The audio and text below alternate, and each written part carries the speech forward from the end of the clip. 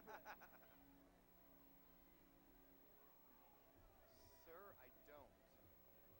You know what? I have to assume the snack shack's on the other side of the field somewhere. Hey, concessions right over there. Nicholas. Okay.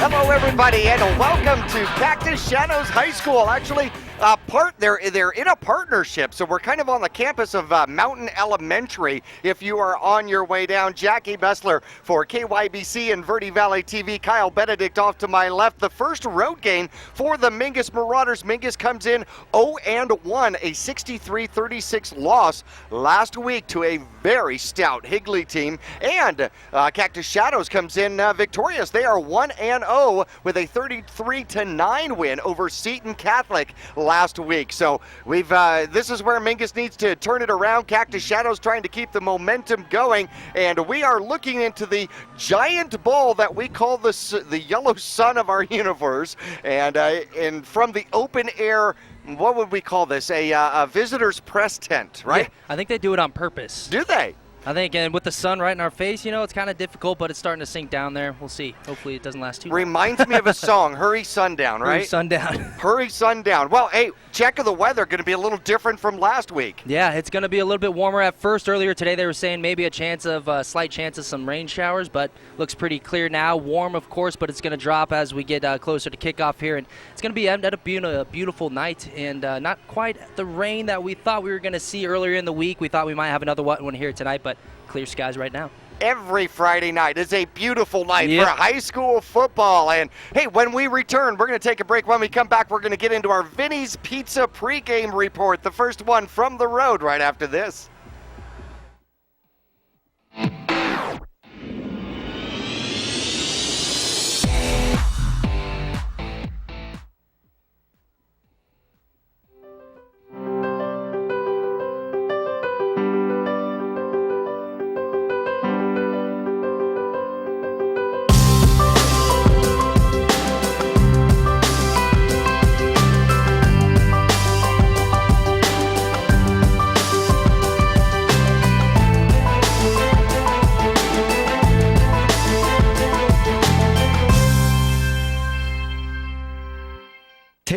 Waste has been voted the #1 residential garbage service 13 years in a row in Cottonwood and 9 years in a row in Sedona. Why? Because Taylor Waste always offers dependable and efficient garbage service and clean, eco-friendly curbside recycling and positive customer service. Taylor Waste offers a separate recycling container, and our recycling program is clean rather than commingled with garbage.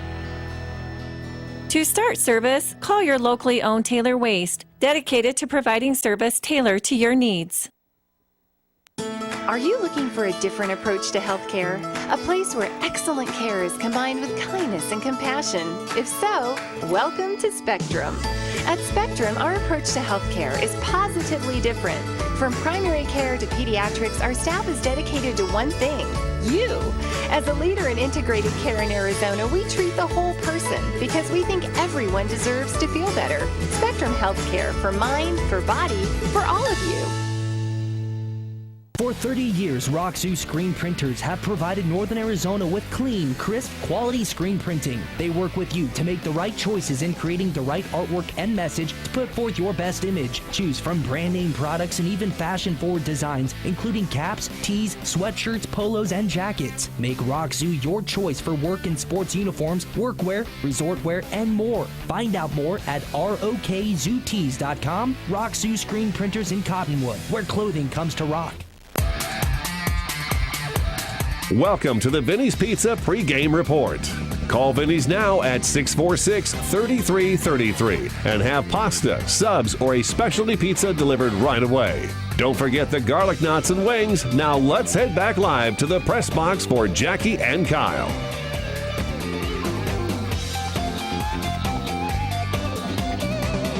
Back here at the home of the Falcons, Cactus Shadows, Jackie Bessler, Kyle Benedict, as we get into our Vinny's Pizza pregame report. And if you are listening from home on the way home, or you're going to be watching one of the replays on Verde Valley TV, which of course is Cable 1 Channel 56 and Suddenlink Channel 2, this works. The Marauder Special. Check this out, $24.99, one-topping large pizza from Vinny's Pizza, plus a dozen garlic knots, my favorite, a dozen wings to go along with it, and a 2-liter bottle of Pepsi. Ooh. And of course, that is the Marauder Special. Ask for the Marauder Special, 646-3333, 646-3333. You can feed the whole family. You can. Delivery available. You can do it here tonight while you're listening to the game, right? Perfect, yeah. I absolutely love it. Mingus, of course, started off with Higley, and boy, Higley was powerful and loaded, especially the aerial attack. However, they didn't do so bad on the ground. We'll get into some of the individual stats, but let's take a look at the upcoming schedule for the Mingus Marauders, and of course how our schedule is done, because that's how all the PowerPoints are going to be determined. We're on the road here for Cactus Shadows here tonight, and next week a homecoming, a renewed rivalry with the Cactus Cobras coming into the cave at Mingus Union High School, and then on the road to Lee Williams. You know where that is? I think Kingman. Long. Way out there. Long. Hours. We were lucky to host them last year. Now they're doing the hosting, right? Ah, yes, a much improved team, brand new coach, and I expect to see good things out of the Volunteers here this year. How did our schedules do last year? Speaking of Cactus, they put up 70 points last week. Yeah, you mentioned we'll see Cactus next week hosting them. Cactus beat Bradshaw Mountain 70-49. Now that game wasn't quite that close at halftime. Bradshaw came back, ended up putting up 49 points. Again, they lose that one 70-49 to Cactus. Lee Williams won against Kingman 28-6.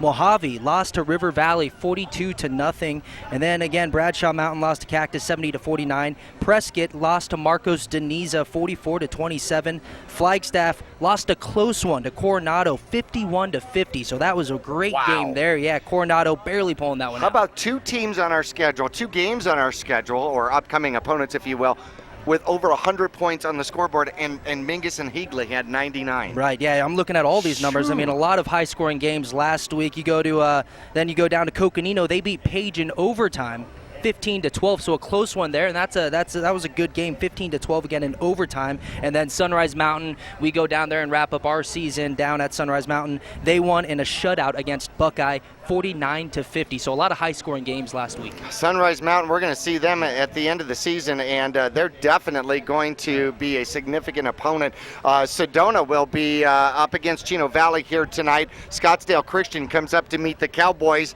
at Camp Verde High School, and boy, lots of action going on. Hey, let's take a look at some of the little guys coming up. Well, let's see. The Cottonwood Colts on September 3rd are home against Page, and Chino is the opponent for the Cottonwood Cardinals. Those, of course, are in the minors division for High Desert Youth Football. The Lobos in the Mighty Mite division will be home against Baghdad. Oh, they're glad they're not traveling. How about that? And Page will be the opponent for the Cottonwood Marauders once again at home. So Cottonwood not having a travel weekend here to at least to start the season a little bit. The Majors division home for the Wildcats as they will be taking on a pesky Wickenburg squad, and that'll be a very good opponent for them. The Cottonwood Bears are away at Camp Verde, which is almost home. So looks like Cottonwood's hanging around for Labor Day weekend. What are you doing? Hanging around. Well, looking at the Cottonwood Middle School, yes. The Lobos over there on Tuesday the 6th, they are on the road at Camp Verde, 6 o'clock. Then on the 13th, home against Northwest Christian. Tuesday, home against Williams. Then on the 24th, they're away at Push Ridge. On October 4th, home Fountain Hills. On the 11th of October, on the road at Fountain Hills. Northwest Christian on the road on October 18th, and then the Lobos on the 25th of October, home against Camp Verde, and then on the 29th of October, finishing things out on the road at Williams. Well, let's see. The top 7 teams, according to the ratings in the Phoenix area, all won. And for the 4A conference, Saguaro will stay on top.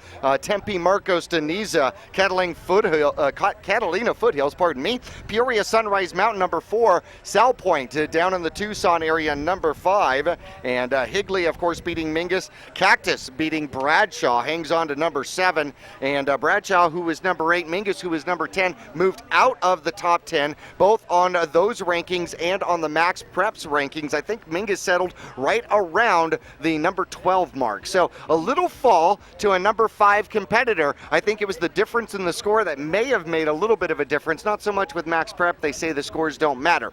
However, 63-36, you know what? It was a lot closer than that game and that score sounds like. Yeah, it really was. I mean, we talked about it at halftime. The first half, it was back and forth. One team would go down the field, score, then the other team would answer right back. But in that second half, Higley just ended it, just kind of broke things open. They stayed strong and kept battling there. Mingus, we saw a lot of great things. We'll get into that as well, but a couple throwing touchdowns.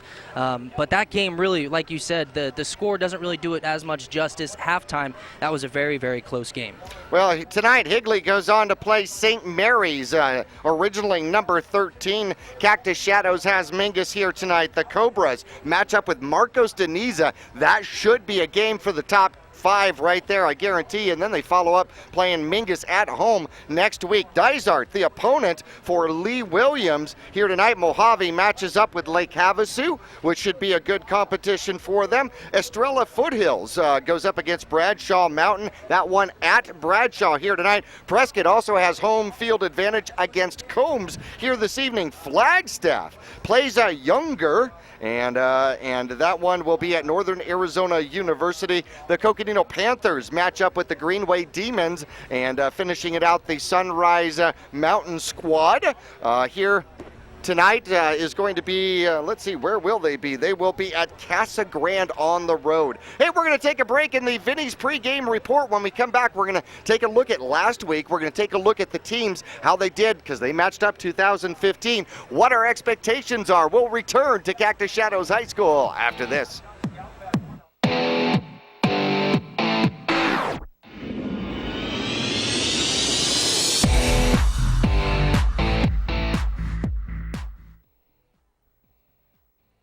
Rice Accounting has been assisting Verde Valley residents with their tax returns. A proud part of the National Jackson Hewitt Tax Service, Rice Accounting can prepare all state and federal returns. They can file electronically or prepare paper returns. They're open year-round to assist you with personal and business taxes, quarterlies, payroll, and account services. Please come on in to Rice Accounting Jackson Hewitt Tax Service. We're open year-round for all of your taxing needs. Thank you. You'll get more miles for your money at Reese's Tire and Automotive Tire Pros. It starts with matching the right tire for you, your vehicle, and driving habits. And continues with expert brake, alignment, and warranty services to extend the life and performance of your vehicle.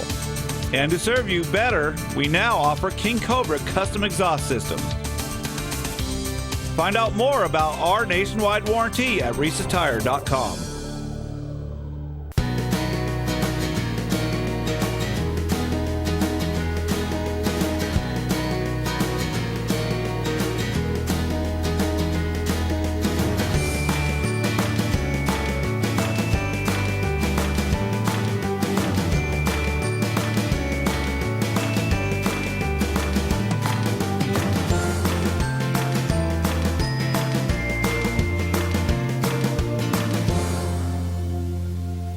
Cheerleading, tumbling, gymnastics.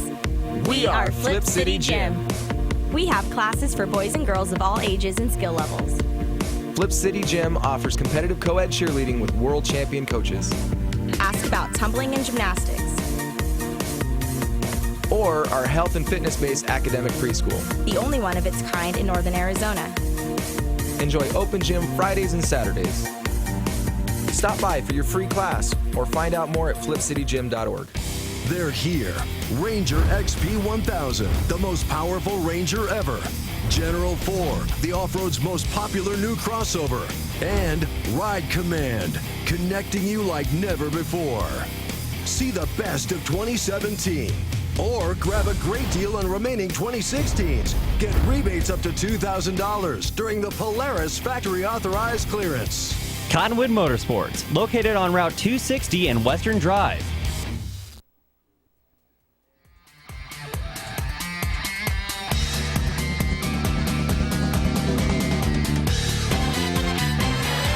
Back here at Cactus Shadows, home of the Falcons, the Mingus Marauders getting ready. Both teams have left the field as we're about 12 minutes away from the start of the games from kickoff out here today. The Mingus Marauders 0-1, the Falcons 1-0, and these teams actually matched up in week number 1 last season at Mingus Union High School. The Marauders victorious by a score of 42-15. The Mingus Marauders, Jordan Upham only threw the ball 6 times but connected 4 times for 100 yards and 2 touchdowns, but the real story was almost 400 yards on the ground. Jordan Upham had 185 of them, and Mingus jumped on Cactus Shadows early. It was their first game of the season, and Mingus just came out and literally popped it, got everything to click real quickly, and the real story of the game was the turnovers. Yeah, definitely. I mean, the defense of the Marauders, like they did all season, started off very strong last year against the Falcons. They forced 3 Cactus Shadows fumbles. So they had 3 fumbles, Cactus Shadows did. And then on defense for the Marauders, again, 6 sacks. And we saw that again all year from, the pressure on the quarterback, the fumbles, the sacks, 6 of those. Romero had 1.5. Tyler Kelly had half a sack, and Scalp also had 1. So, and then a couple from some guys who aren't on the team this year. But it was a very quick game and a great game. And you mentioned the Marauders jumping on the Falcons early last year. 12 points in the first quarter, 23 points in the second quarter. So Mingus just got out to a great start, but you have to think that Cactus Shadows is going to come out fired up tonight. Well, returning for the Cactus Shadows Falcons is going to be their quarterback. He'll be a junior this year, Andrew Wright. He was 5 for 12 last season with only 33 yards. They had 198 yards on the ground, but I'll tell you what, they've got 2 returning running backs that have really filled in that is going to be fantastic. Number 30, which is Hayden Rummel, and number 31, Peyton Cluin.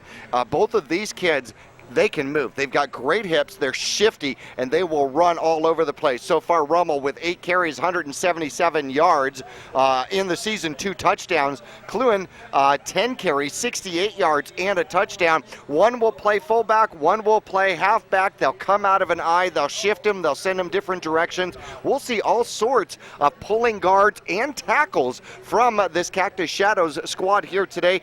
Obviously, they're going to look to run the ball. Mingus, traditionally, looking to run the ball, and so I think this game's going to be in the trenches. The offensive and defensive lines are going to determine this whole game. Yeah, no, they really are. It's just going to be both very run-heavy offenses, and that's what they want to do. Cactus Shadows, their first thing is they want to run the ball up the middle if they can. They'll throw it every once in a while just to kind of keep the defense honest, if you will, but their first goal is to run, and they got 2 guys who can run the ball very effectively, and they've already done that. They did it last week against Seton Catholic, and we'll look to do the same thing here tonight against the Marauders. So the Marauders defense will have to stay aggressive, get that penetration, and just fly to the ball.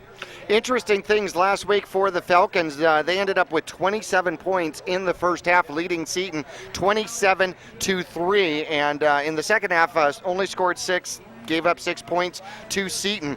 One interesting thing, though, 14 penalties and 152 penalty yards against Cactus Shadows. I've got to imagine that coaching staff has definitely talked to them about limiting the penalties here tonight. Yeah, sometimes in your first game, it's not that uncommon to have a little more penalties than you would want or like, but that's a lot of penalties for the first game of this season, and I imagine that was the focus of this week, is just to cut down on those penalties and really stop killing themselves. Well, Cactus Shadows looking to come out of their giant blow-up a Falcon, and the Mingus Marauders coming out of the visiting locker room to the field. Off to our right, our perspective here at Cactus Shadows High School. We are on the visitor side in the visitors' open-air tent area. The hors d'oeuvres have not arrived yet, but I'm still looking for that. Andrew Young last week against Seton, 9 for 15, 87 yards. Rushing-wise, 413 yards on the ground, and as I had made mention, several running backs could run anywhere and any place they wanted to. Spires ended up with 3 receptions, 28 yards. He was the leading receiver for the Falcons last week. On the ground also, Mason Russo had 8 carries, 56 yards. Touchdowns all over the place as you hear the Falcons come into the field led by Old Glory and the cheerleaders, of course. Mingus did not do very poorly offensively. 186 yards in the ground, 250 rushing yards last week against a very tough Higley team, and it wasn't enough. It wasn't enough. Higley came out and they played a great game, but we saw a lot of really good things from the Mingus Marauders, both offensively and defensively. Quarterback Trey Meyer in the air, 7 for 12. He had 168 yards last week and 3 touchdowns in the air. So you love to see those passing touchdowns. Tyler Kelly had 98 receptions, 2 of those receiving touchdowns. Stabriff had 36 receiving yards and 1 touchdown. And then, as you mentioned, on the ground, Mingus got it done as well. It just was not enough. They had 231 yards on the ground. Groth had 12 carries for 119 yards. He had a 57-yard run there as well. And it was just, rushing touchdowns came from Tyler Kelly. He had 1, and then Colby Fanning as well. But Mingus was moving the ball. It just was not enough. Higley came out, and they were a little bit better last week. Well, when you played Higley, it almost looked like they had 2 extra players on the field. They honestly did. Huge receivers and even more stockpiled that didn't play last week against the Mingus Marauders. 401 yards for Crossland in the air for the Higley Knights. And on the ground, the real story was Drayson Hall, 20 carries, 344 yards. He also had receiving yards to go along with that. Another 60 receiving yards. So over 700 yards of offense put up against the Mingus Marauder defense. Now, a lot of people will look at that and go, oh my goodness. However, I'm going to throw out here that Crossland and that Higley spread attack was indeed that good.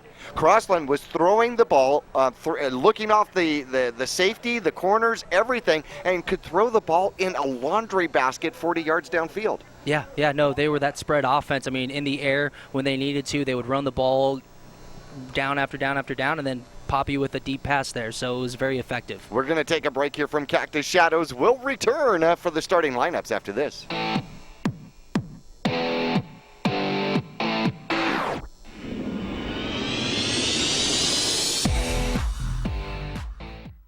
People often refer to Larry Green Chevrolet as the people place. Keeping that reputation is a priority in the community and with every customer that comes through the door. If you're on the market for a new or pre-owned car, truck, van, or SUV, you'll find their selection extensive and their sales team professional and courteous. You can also count on excellent after-sales service. Visit Larry Green Chevrolet on Highway 260 next to Walmart in Cottonwood.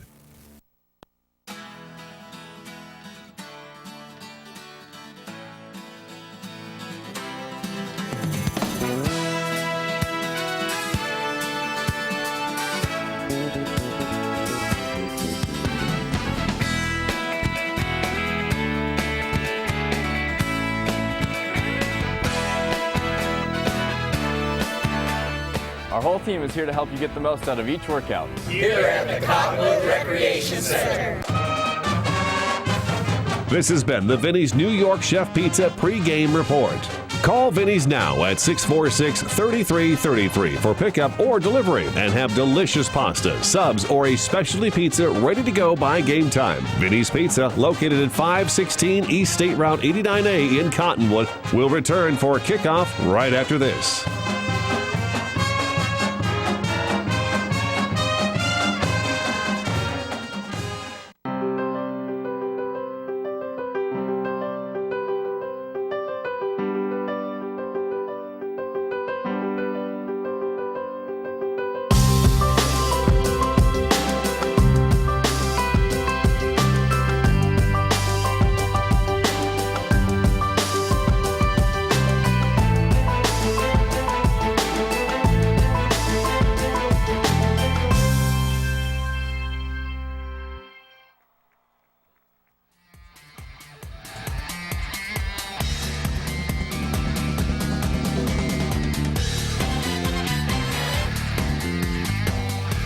Back here at Cactus Shadows High School, getting ready for the captains to come out for the Marauders and the Falcons. A gorgeous rendition of the Star-Spangled Banner from the opposite side of the field here at Cactus Shadows.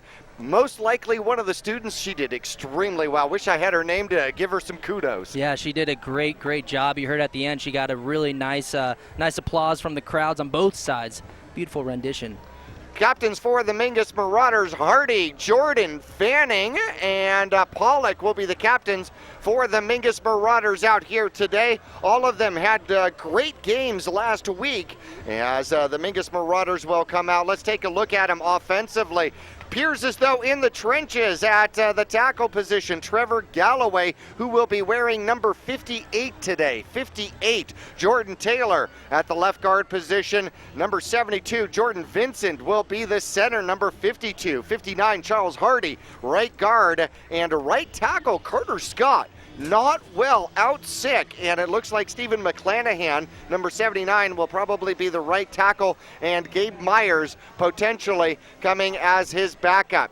It appears as though the Cactus Shadows Falcons will be receiving to start this game, so Mingus is going to put the kickoff team on the field first, and then we will say the Mingus Marauder defense. Pacheco will be the free safety. Chaz Taylor, one of the cornerbacks, Colby Fanning on the opposite side. Linebackers, Alejandro Stabrith, Tyler Kelly. Vincent will be the middle backer out here today. Savoda will be the Sam backer, and on the far side, the free, strong safety, Juan Ruiz on the line. This is going to be key. Hardy will turn around and play nose guard here today. Trevor Galloway, defensive end, and Josh Scalp, the other defensive end for the Mingus Marauders. Meyer coming out to get ready to kick off this game and get it underway for game number 2, the 0-1 Mingus Marauders, the 1-0 Cactus Shadows Falcons.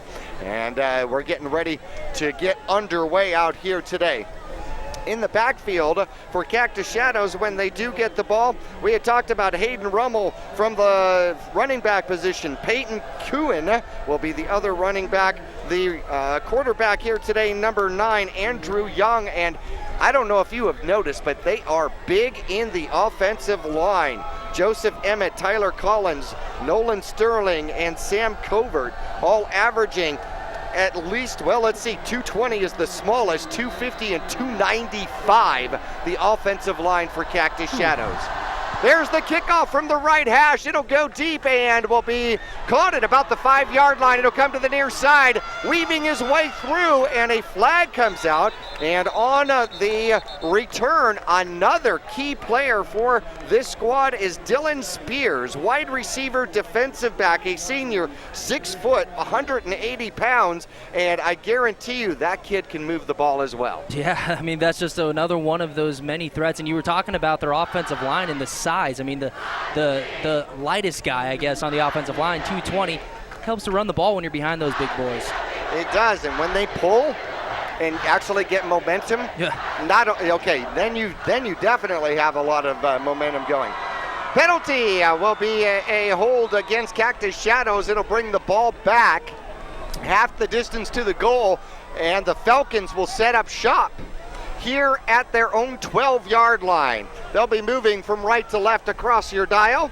And there's the snap, the handoff going the opposite direction. Rummel looking for space on the outside. He'll turn the corner. He is past the 40, past the 50. He could go all the way. There's the 20, the 10, and an 88-yard touchdown run to start the game. We got a flag back down there at the line of scrimmage. This one looks like it's coming back. There was a really great block on the outside. At least it looked like a great block in real time, but maybe that's what that flag was. I mean, they just sealed that right edge of the line off completely, and when he came across that edge, had just nothing but open field down the sideline. But again, it looks like it's coming back. That could be key and crucial with two running teams. If the flags start coming out for holding, that could actually control the game for everybody. So a huge sprint to start the game goes without points for Cactus Shadows in their first play, and instead they will be going half the distance to the goal line. Should put the ball somewhere around the 6-yard line. So the game starts with 2 penalties against the Falcons. They had 152 yards of penalties and 14 penalties last week against Seton. Yeah, then that's a bummer right there. That was their guy, number 30, Rummel, the senior, 6 foot 165, showing off his speed down the sideline. Again, unfortunately, gets called back for Cactus Shadows. He's young. I'm sure he didn't wear himself out. It'll come to the near side now. Cut through the middle, and Kuhn will carry the ball. Vincent is right there at the end of the tackle, but he'll pick up 7 to start the game. So 2nd and about 9. And the ball is set at about the Falcons' 13-yard line. Yeah, Jordan Vincent was in there. Bryce Kramer as well had those ankles. I think he made the first contact in the hole and just held on. Helped bring that down along with Vincent. Mingus moving their line all over the place as they react to the lineup out there for the Falcons. It'll come the opposite direction, and it'll come out to the near side and tackled. It'll be a first down at about the 26-yard line, and number 21 is on the carry. A little misdirection out there as Mason Arusso gets his first carry as the counter play goes good out there for about 13 yards. Yeah, Young just kind of rolled out to his left and had Kuso open in the flat there, and it was just an easy throw and catch for a first down gain. And so a new set of downs as they got some breathing room. The Falcons at their own 26-yard line. And there's the snap. They will hand it off. Kuhn going to the outside, gets another block, cuts it back inside, and Mingus does catch him, but not until he picks up 14 yards and gets out to the 40-yard line. Well, nice little stutter step by Kuhn in the backfield there. It looked like he was going to get stopped at the line of scrimmage, and he kind of stopped his momentum and then cut it out to the outside on the right, and he another first down gain for Cactus Shadows. Fanning on the tackle for the Mingus Marauders, number 14. He had a great game and an interception last week against Higley. The only takeaway for Mingus last week.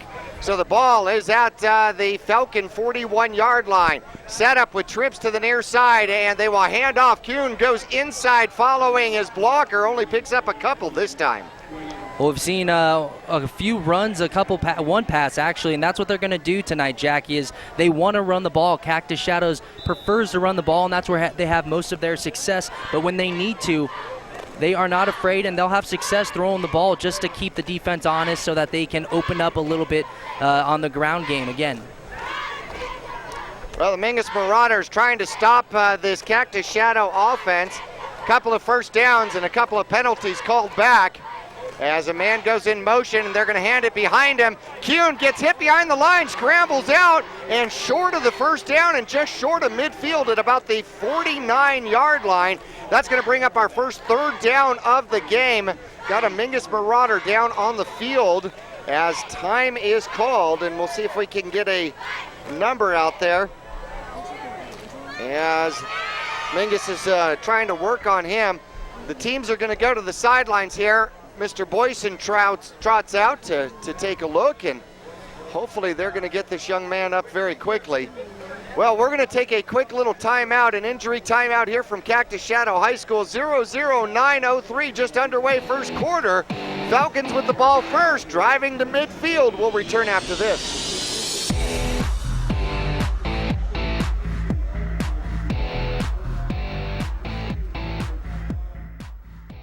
People often refer to Larry Green Chevrolet as the people place. Keeping that reputation is a priority in the community and with every customer that comes through the door. If you're on the market for a new or pre-owned car, truck, van, or SUV, you'll find their selection extensive and their sales team professional and courteous. You can also count on excellent after-sales service. Visit Larry Green Chevrolet on Highway 260 next to Walmart in Cottonwood.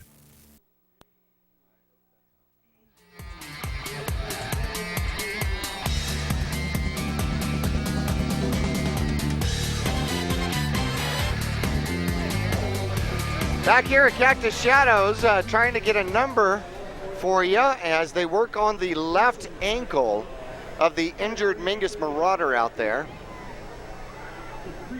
Hey, want to let you know something interesting has started at myradioplace.com. Have you done your NFL Pick'em, the Cliff Castle Casino NFL Pro Pick'em yet? I have not, but it is on my list. I'll be doing it this weekend. Well, I certainly hope so, as that is underway. The season starting very quickly on Thursday, first NFL games, as we did get a number. Bryce Kramer, a linebacker junior, seems to be the injured Mingus Marauder on the field, and hopefully this is not serious. I like the injuries that ice heals. Yeah, right. Don't you? Ice, heat, anything, or maybe even a little stretching. Yeah, maybe even a little stretching. Yeah, it's 46 right there with some help off. He's got help from, looks like an injured Cactus Shadows Falcon helping him off the field. All right, and helping him off the field with great sportsmanship is Cade Foster, a senior 5'10", 190 pounds. And he's helping him across the field. Probably sitting down there going, Bryce, I just hurt my ankle 2 weeks ago, dude. Let me help you out. Luckily, Kramer is able to put weight on that ankle. He has assistance getting off the field, but he's able to put weight on it, a little gingerly walking, but good to see that he doesn't have that leg, or at least that ankle, off the ground. No, definitely true. And one thing we absolutely detest is carts. Carts are bad. Carts are bad. Carts are very bad. If you need a cart, just get more people. All right, the Mingus Marauders trying to shut down the Falcons, who now end up with a 3rd and 3 from their own 47-yard line. They're in an I formation. First back through will get hit and then drives his legs forward.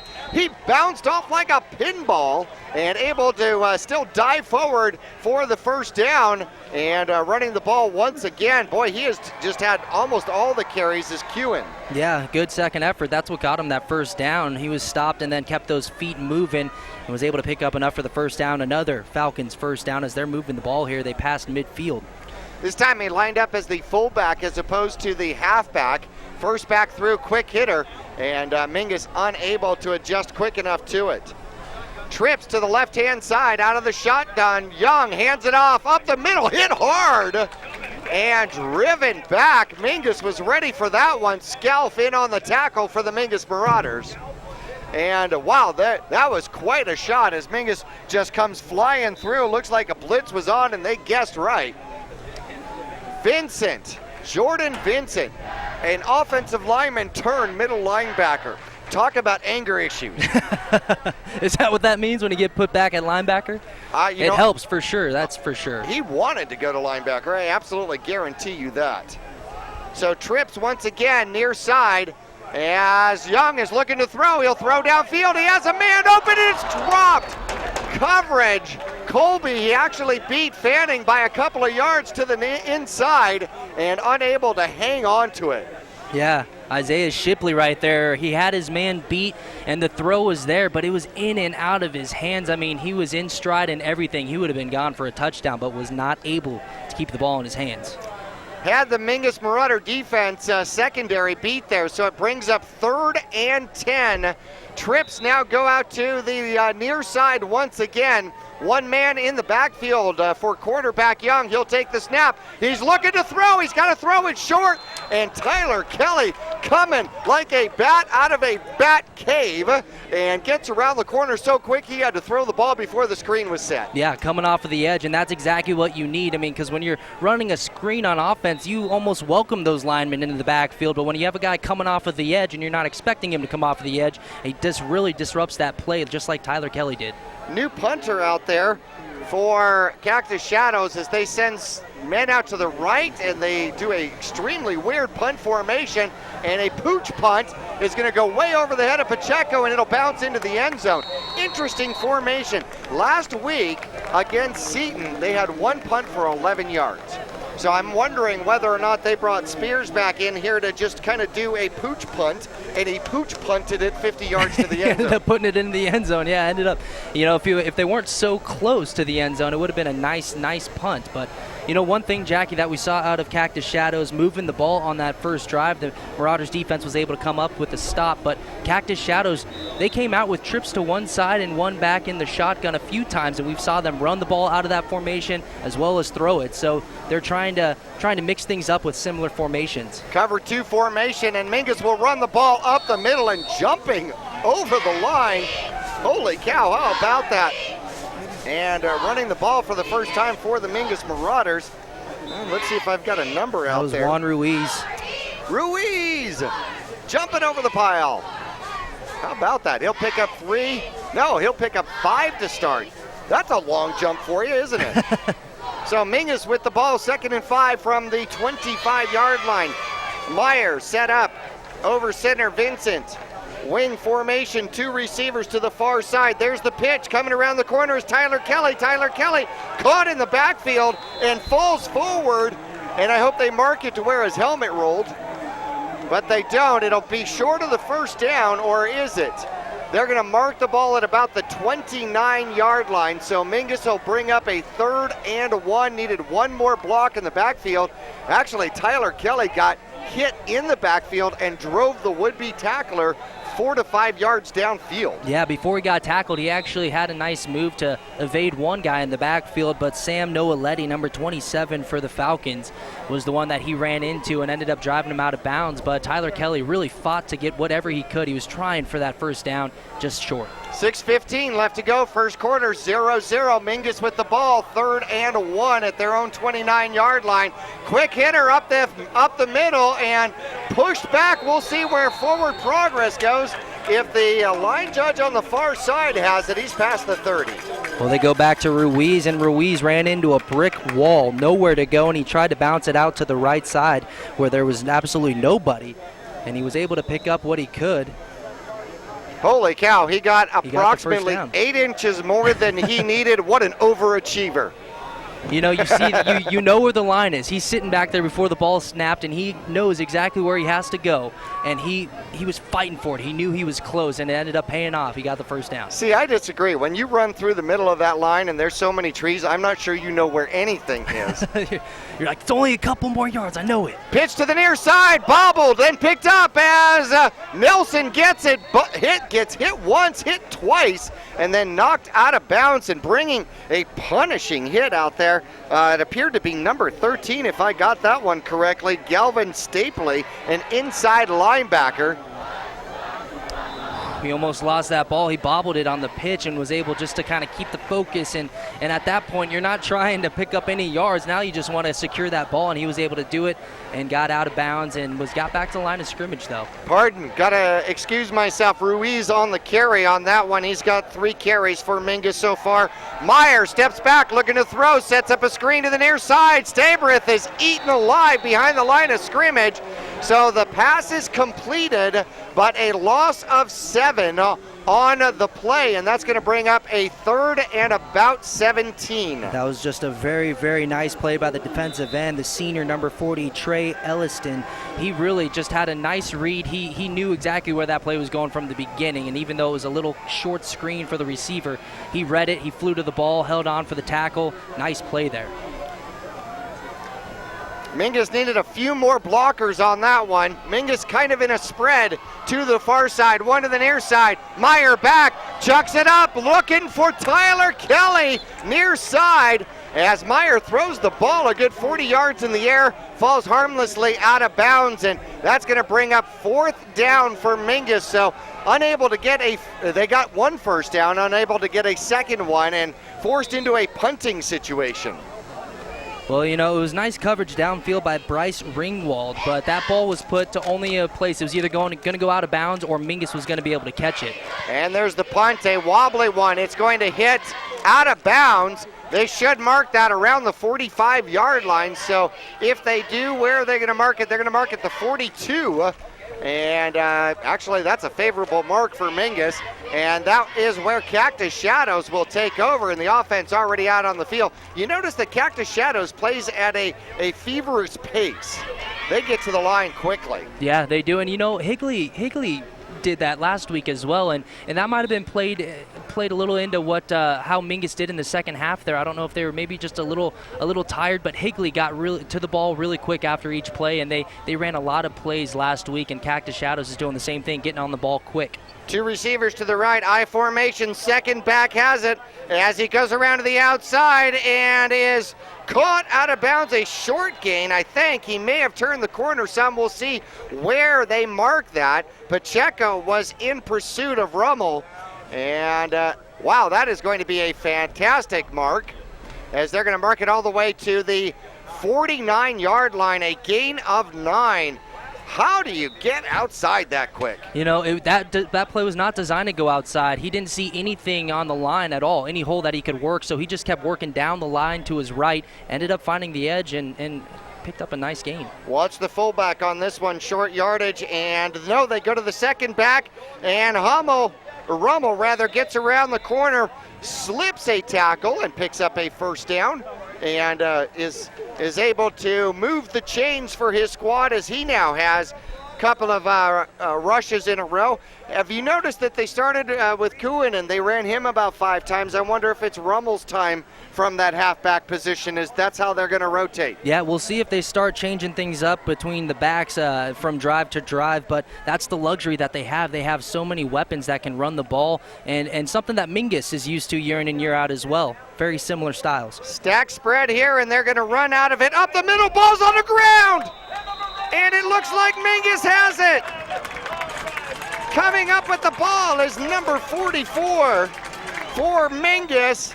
And Mingus gets the first takeaway of the game. The handoff was not clean out there. And it looks like, let's get a number on you. 44 might be Kendrew Streck. I think it might be Streck wearing 44 out there today, and is able to pick up the fumble and give Mingus their best field position of the game so far. Well, looking at the replay, I mean, the Marauders' defensive line just shot through any gaps, and they were in the backfield before that play had any chance to develop. A very, very nice play there, and that's what we were talking about from last time these two teams saw each other last year, was the pressure by the Marauders' defense. They forced 3 fumbles last year, getting pressure again tonight. Handoff goes up the middle and running into the back of a lineman. Hate to see that, as a couple of yards picked up by the fullback out here today, Ruiz. Everybody gets up in 2 yards as we approach 2:40 on the clock. First quarter action. Tied up at zeros here at Cactus Shadows. Remember, this was a pretty decent scoring game last year, and 42-15. Cactus Shadows defensively has been wonderful, only allowed 1 first down here in the first half. Mingus back to the line, man in motion, and they will hand off. Second back coming through and getting hit hard. And picking up only a little, appears to be Alex Nelson out there with a 1, maybe a 2-yard gain. Jake Johnson, the senior inside linebacker for Cactus Shadows, was just able to get enough of the ankles to bring the ball carrier down there right in the middle of the field, bringing up 3rd down and long for Mingus. 3rd and a long 7. Says 7 on the scoreboard, and I think it's only 7 because it's just under 8. So Mingus sends Nelson to the far outside. Ruiz is out there as well. 1 receiver on the near side. Cactus Shadows jumped And I was wondering if they were going to call that. No, they're going to call a delay against Mingus. First penalty against the Marauders here in this game. Third penalty of the game. Cactus Shadows had one on the opening kickoff and one on their first play. And then the first play was a called-back touchdown run for 88 yards, by the way. So third now and approximately 12. Mingus dropping back to pass. There's the throw. It is high. Had him open. Just overthrew Tyler Kelly. And if he caught the ball there, what do you say, Kyle? I think he had about 3 yards to go. What does your crystal ball say? Yeah, it looks like he was a little short. If he would have been tackled right after he caught that ball, if he did catch the ball, a little bit short. And I didn't get a good look at the route that he was running, but you know, depending on where that route, the yardage it's supposed to be, you want to try and stop your route right around the first down marker, so in case you get tackled right when you receive it, you at least have a first down. Spears is back for the Cactus Shadow squad, and a great job by Meyer as he corner kicked it and knocks it out of bounds at about the 16-yard line. No chance of a return for Cactus Shadows, and they're going to start their third drive of the game right there with 1:21 left to go in the first quarter. Still no score, tied up as goose eggs against the Falcons. And what a great weapon, and being able to have a punter who can put the ball down inside the 20. We saw it time and time again last year. He also has that leg that can really cover a lot of ground, and he pins Cactus Shadows inside the 20-yard line. Rummel is the halfback. Cuny is the fullback. They're going to go the opposite direction. They get a great blocking scheme out there as Mingus does wrap him up. Not until a great gain, though, of about 7. They sent the fullback in the opposite direction, pulled the guard and tackle, and there was this huge hole on the near side that was easy for Rummel to run through. Yeah, it's almost like a big illusion. It looks like everything's going to one side of the field, and then it ends up coming back the opposite way, where really, if you're the offense, hoping that nobody is there, but the defense, that's where it comes in. You just got to stand your ground, know your assignment. If you have outside contain, even if the play is going to the other side or appears to be going the other side, you got to hold that position, and Cactus Shadows was able to capitalize on that. So much easier to see it from the press box.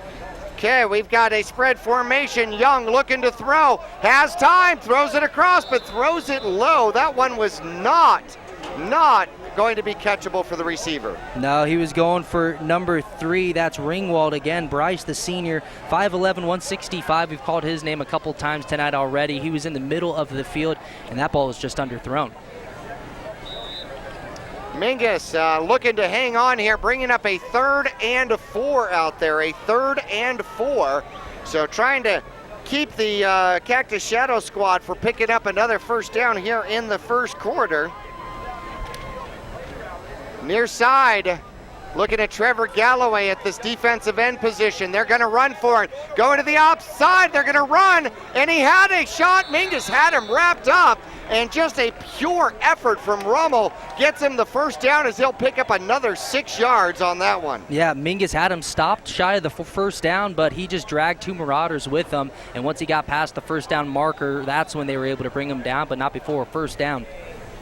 Gabe Meyer comes in as Trevor Galloway takes a breather, and you know what? We're going to take a breather with him as the final seconds of the first quarter tick off the clock here at Cactus Shadows High School. Knotted up at 0-0. We'll be back for the second quarter right after this.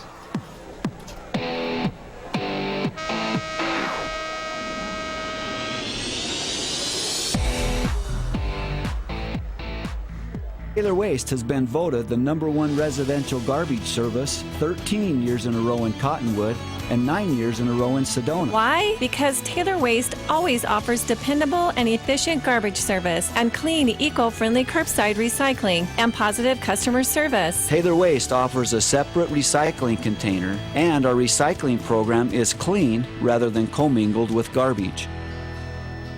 To start service, call your locally owned Taylor Waste, dedicated to providing service tailored to your needs. For 30 years, Roxu Screen Printers have provided Northern Arizona with clean, crisp, quality screen printing. They work with you to make the right choices in creating the right artwork and message to put forth your best image. Choose from brand name products and even fashion-forward designs, including caps, tees, sweatshirts, polos, and jackets. Make Roxu your choice for work and sports uniforms, workwear, resort wear, and more. Find out more at rokzootees.com. Roxu Screen Printers in Cottonwood, where clothing comes to rock.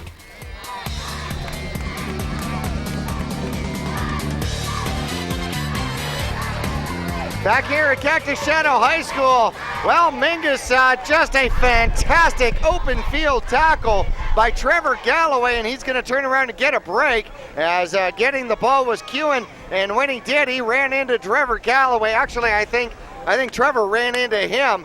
No gain on the play, and that's the second time in the game that a running back for Cactus Shadows has had no gain. Now they're going to go a spread formation, hand it off, and trying to get around the corner, and he does as Kewen is still on his feet and past the marker down to about the 42-yard line.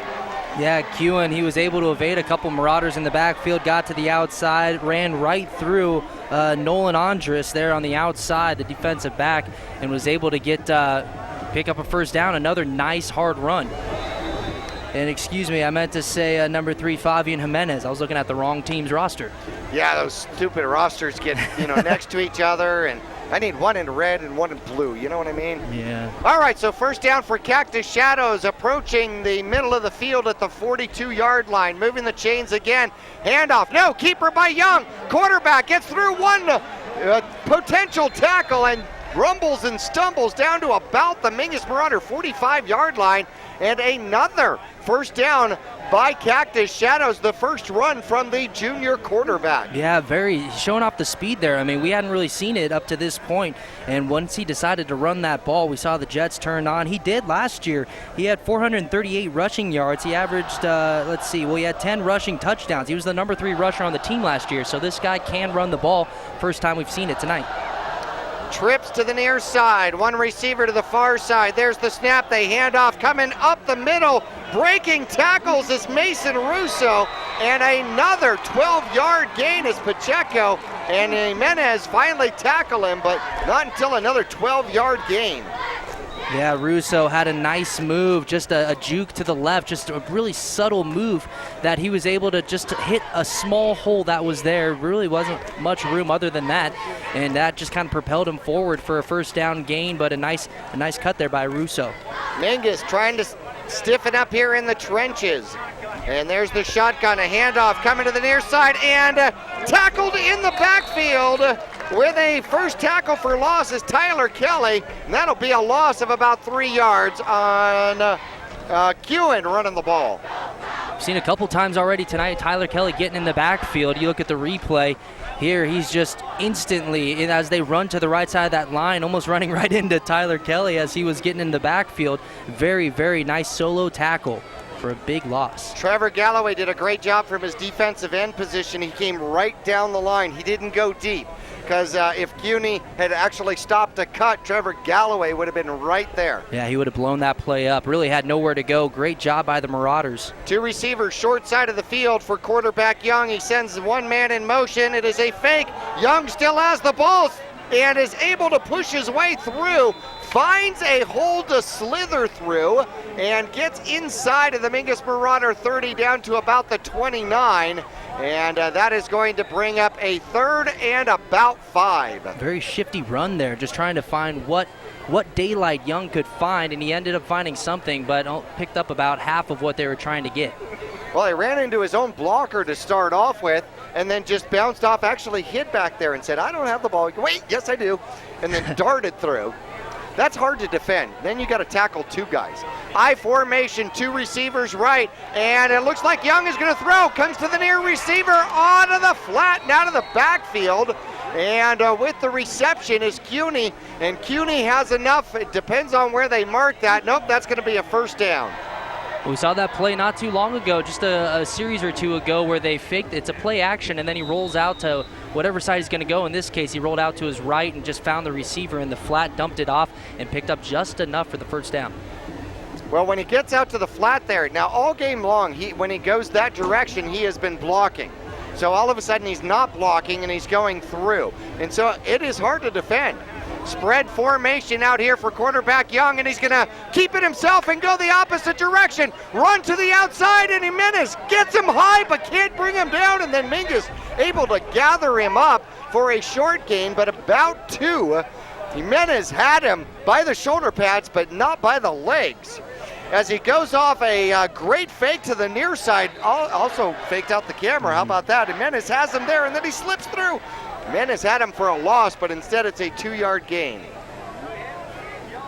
Yeah, Jimenez held on to him. I mean, he ended up missing the tackle, but he held on just long enough to give his teammates some time to get over there so that once he missed that tackle, there really wasn't much of a gain after that. I formation as Cactus Shadows eats clock. Quick throw to the near side. Spears breaking one tackle and then down to the 10-yard line. That should be enough for a first down, a quick pass. That's the easiest pass out of the backfield as he finds Spears lined up as the receiver position, and it will be just outside the 10-yard line at the 11. So a first down still possible for Cactus Shadows. Second completion in a row out there for Cactus Shadows and quarterback Andrew Young. Yards after contact right there for the receiver. He blew through Colby Fanning, who had the missed tackle on the outside, and just a nice hard run there after contact. Second handoff, second back through, and Nelson gets him, and grabbing him by the legs and bringing him down is Josh Skelf. A short gain. Well, actually more than I thought. Give him about 4 yards on the carry.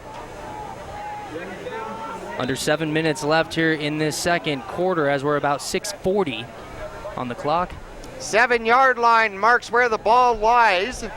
I formation again. 2nd and 6. Cactus Shadows driving. There's the snap. They'll give it to the second back. He's got a lead blocker to the outside, and they can't get to him. He turns the corner for a touchdown. 7 yards on the touchdown for Hayden Rummel, and he puts Cactus Shadows on the board. Well, he's following his lead blocker on the left side, and Mingus had them outnumbered, and just a missed tackle. Just a missed tackle there led to that touchdown as Mingus had them outnumbered. It was the running back and one lead blocker. Mingus had 2 defenders on that side, and really his lead blocker didn't pick up anybody. It was just a missed tackle that led to that touchdown.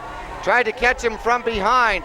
1 of 4 for extra points last week were the Cactus Shadow Falcons. Looks like they've got a new kicker in the game, and they set it, and it is up and through. Tyler Kelly almost blocked that. He had a blocked punt last game.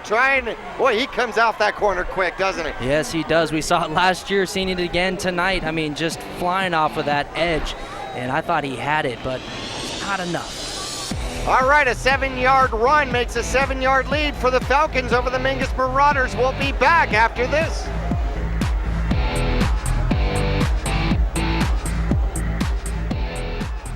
People always ask us, what does being a dealer for the people mean? Being for the people is a simple idea. We believe everyone deserves to drive a nicer, newer car. That belief drives the entire team at Oxendale Chrysler Dodge Jeep Ram to care more, to try harder, to work smarter. We're dedicated to helping you find or fix the perfect car for your life and budget. Whatever is keeping you from driving the car you want, we guarantee we'll try our best to help you. We're Oxendale Chrysler Dodge Jeep Ram, and we're a dealer for the people. Visit us at our store in Cottonwood or see all our deals at mattsays.yes.com.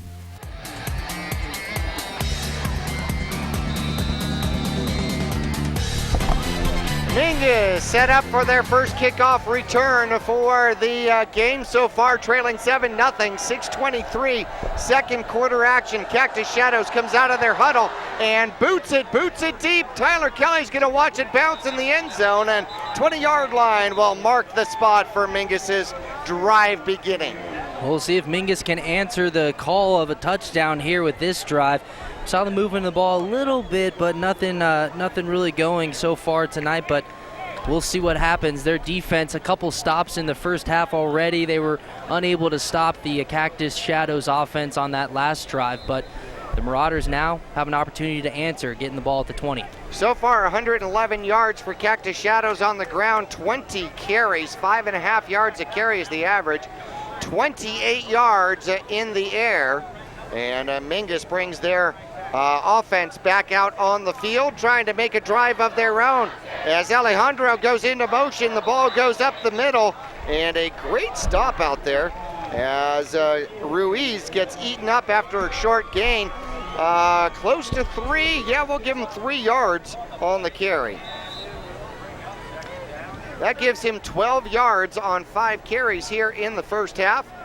And Mingus has 7 carries for 17 yards here, pretty much halfway through. Right now, exactly halfway through the second quarter. So 2nd and a 7, kind of a long 7. Nelson in motion, and the ball comes the opposite direction. And let's see, was that Meyer running the ball? It might have been Meyer running the ball as he comes, chooses to keep the ball himself and comes to the near side. A decent gain, give him what, another 3 yards on the carry? Yeah, he was looking to pitch the ball the outside. It just wasn't there, so he made the nice choice just to hang on to it and pick up what he could. So 3rd and 4. Mingus with the ball at their own 26-yard line, needing a first down and actually to get a drive going as time starts to go away in the second quarter, down to 5:10 as these teams have been running the ball quite a bit. As Myers looking to throw, he's got a man, throws it down. Pollock runs into a man, and they call it incidental contact out there on the coverage. And that's going to bring up a 4th down for the Mingus Marauders. Yeah, I'm not exactly sure if that ball was able to be caught or not. It looked like it was a little overthrown, but yeah, some contact definitely downfield between the cornerback and the receiver for Mingus. Myers going to be back to punt. 1 man back for Cactus Shadows. Everybody else is coming. Low snap. Meyer gets the punt off. What a great punt. And it's going to bounce, and it's going to roll down to about the 26-yard line, and he picks it up and comes down the near sideline.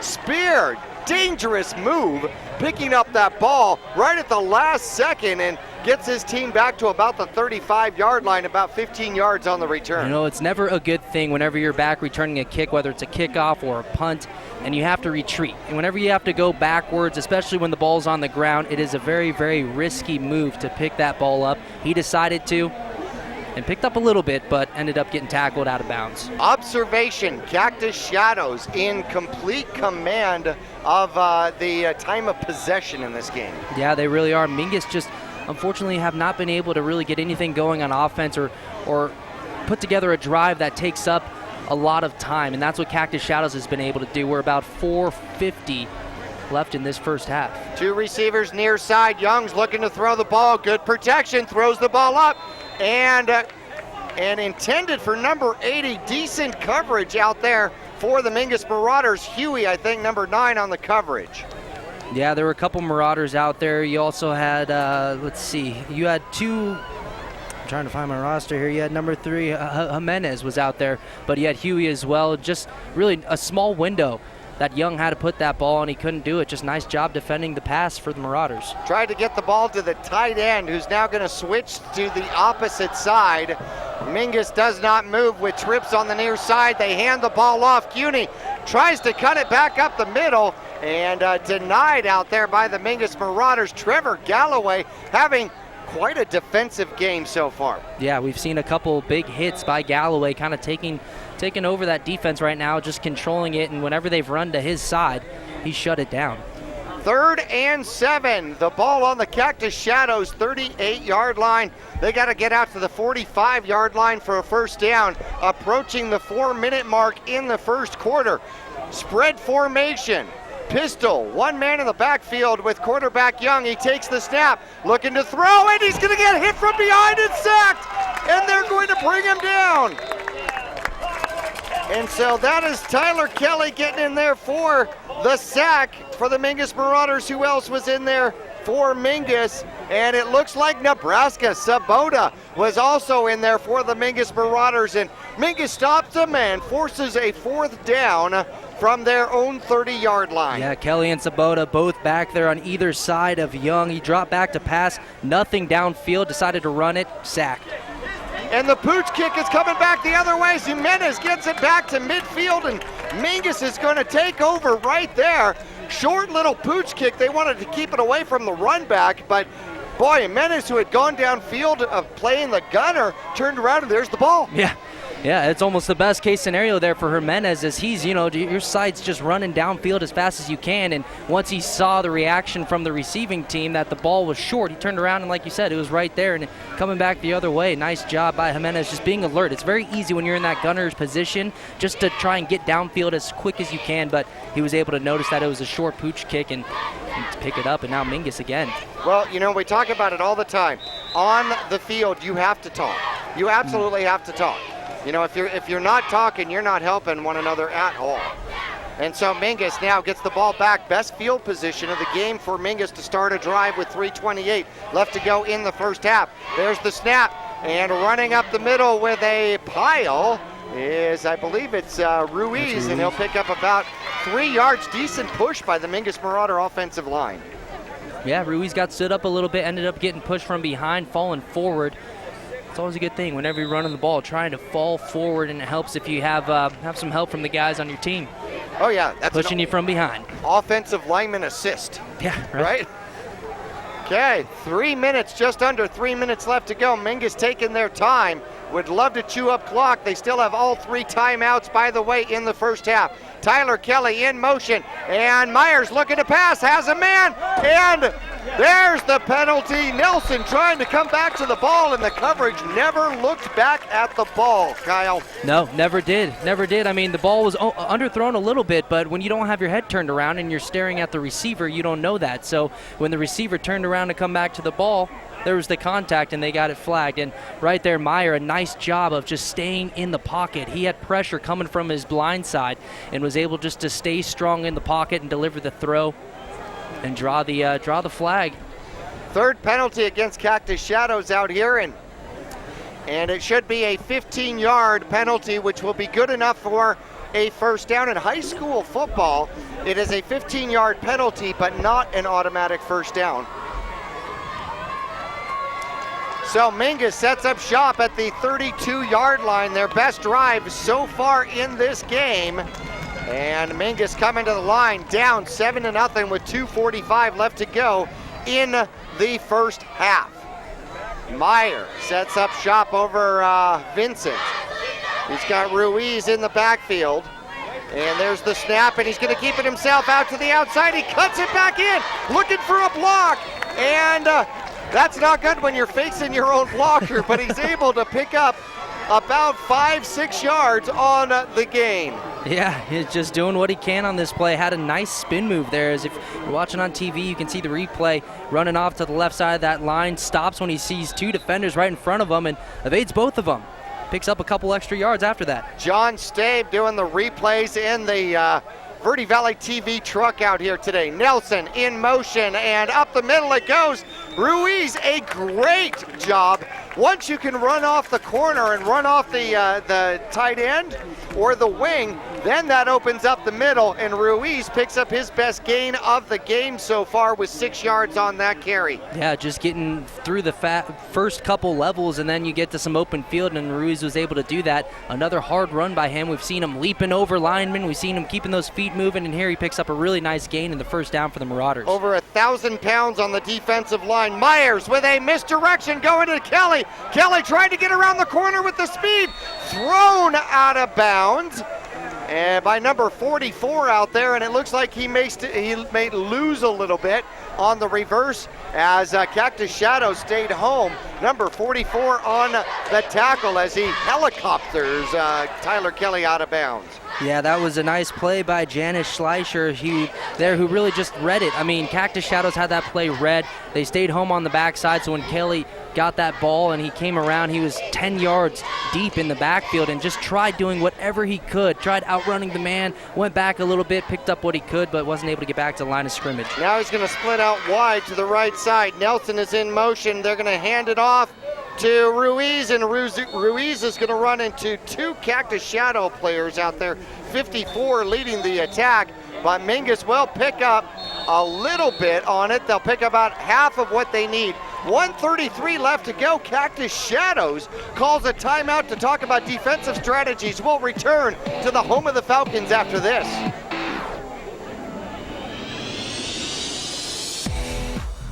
For 30 years, Roxu screen printers have provided Northern Arizona with clean, crisp, quality screen printing. They work with you to make the right choices in creating the right artwork and message to put forth your best image. Choose from brand name products and even fashion-forward designs, including caps, tees, sweatshirts, polos, and jackets. Make Roxu your choice for work and sports uniforms, workwear, resort wear, and more. Find out more at rokzootees.com. Roxu screen printers in Cottonwood, where clothing comes to rock.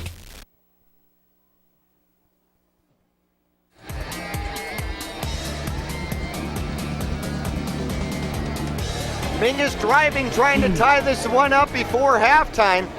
Cactus Shadows put up 33 points last game, 27 in the first half. They have 7 in this one. The Mingus Marauders put up 36 points, 23 in the first half. They have 0 in this one. I told you this was going to be played out in the trenches. Yeah, it was going to be both defenses. Which ones came out and came to play, and both so far doing a nice job of stopping these offenses. Only one score so far. Mingus takes the snap. It looks like Meyer's going to run it himself. There is a flag on the field.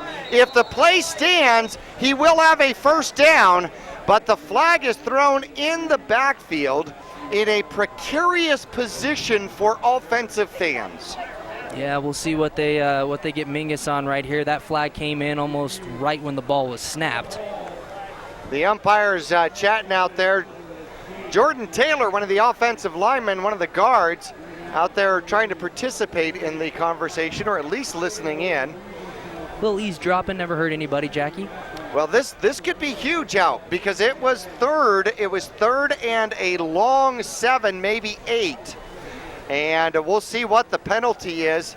And it's going to be a clipping call against the Mingus Marauders. A clipping call against the Mingus Marauders. And that's going to drop it back 15 yards. That is a stake in the heart of a drive. Yeah, it really is. You know, they're really cracking down on clipping. You are not allowed to do that anymore this year. That's one thing that they changed this year with the rules is clipping. And the referees out there all over the state are really keeping an eye to just protect the players. That's why they're doing it. Used to be able to do it in a certain zone around the line, and now you can't anywhere. Right, they called that the tackle zone. 2 yards from the line of scrimmage forward and backward and tackle to tackle. So they called that the tackle zone, which basically means that you can still cut. You can still cut in that zone. However, you can't cut from behind. And even if it ends up accidental.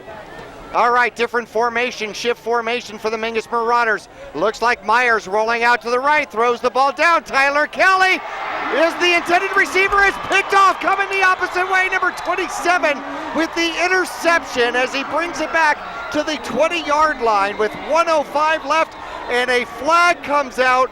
That one was, the umpire threw that flag about 40 yards in the air with attitude. Whew. Yeah, we'll see what I mean, that was just Meyer was kind of rolling out to his right, threw off of his back foot maybe a little bit, didn't have as much on that throw as he wanted to. And it was just intercepted there by number 27, Sam Noaletti, defensive back, 6'2", 175, a tall senior there. Well, the other part is there was coverage in front and coverage behind. So it was going to be very hard as we get the call out here. And it's going to be a call against Mingus. So it is going to be, oh my goodness. Okay, that is, oh goodness, that is going to be one of the blindside blocks. A blindside block call that's the new call for blindside block against the Mingus Marauders. And what it does is it moves the Cactus Shadow Falcons all the way out to the 37-yard line with a $1:05 left to go on the clock here in the first half. Yeah, that one's really tough. I mean, you had them pinned back deep into their zone. Now Cactus Shadows moving the ball without really moving the ball. Trips to the near side, and Mingus has 2 out here, 3 out here, and they're trying to set up the screen, and he'll have to just throw it away. And coming in hard for the Mingus Marauders. We'll see if he'll give us his number out there. I think it's Ruiz. Yeah, you had Ruiz, and you also had number 52 out there, Dombrowski there for Mingus, just trying to set up that screen and could not do it. 52, Jordan Vincent. Jordan Vincent. So Vincent, the middle linebacker, putting pressure on. Ruiz, another linebacker, putting pressure on as they tried to set up the screen. Only took 4 seconds. 4 receivers to the near side, and there we go. Illegal shift should be the call. Yep, there we go. And that'll be a 5-yard penalty. And 1 minute now left to go. But more importantly now, 2nd and 15. 2nd and 15 so far. 36 yards on 4 penalties for Cactus Shadows. Mingus caught up with that quickly as they started getting the 15-yard varieties. 35 yards on 3 penalties here in the first half. The Falcons leading the Marauders 7-0. Spread formation as they throw to the near side. It's quick out to Spears. Spears trying to get to the outside and gets out of bounds. So he saves the timeout and almost picks up what they need. Give them 14 yards. So it'll now be a 3rd and should be conceivable 1 yard. Certainly opens up the playbook, doesn't it? Yeah, it really does. I mean, they were just, we'll see around midfield here with how much seconds? 54 seconds left before we head in the locker room for halftime. You know, so far a couple penalties from Mingus, but really the defense has been doing a nice job of really up until that play, really stopping the Falcons' offense on this drive at least. Nice play there, though, by Cactus Shadows to pick up the first down. Trips far side. Here comes the pressure. Young throws. He's got a man open. And Pacheco makes the tackle. The clock continues to run. 2 timeouts left for Cactus Shadows. They choose not to take one out here as the reception goes for almost 10 yards. Give them 9 on the reception at the Mingus Marauder 44-yard line. 2nd and 1. Quarterback looking to run now. He's going to throw. Throws it over the middle. 2 Marauders had a chance at the interception and may have actually interfered with each other. Yeah, you know, they flushed Young out of the pocket, so he was kind of forced to make a decision on the run, and he underthrew his receiver by like 4 yards, and there were 2 Marauders right there fighting for that ball. And like you said, Jackie, they might have ran into each other and weren't able, neither of them, to come up with the ball. So that does stop the clock with 24.6 seconds left. Cactus Shadow still has 2 timeouts available. Trips to the near side. 1 on the far side, man in motion, looking to throw to him. No, quarterback's going to keep it and run and pick up a couple. They'll get the first down. So I'll get 3 yards for the first down. Call them 2 yards for the first down. And the clock stops at 19.5 seconds with a timeout. We're going to take a quick break. We'll be right back to Cactus Shadows after this.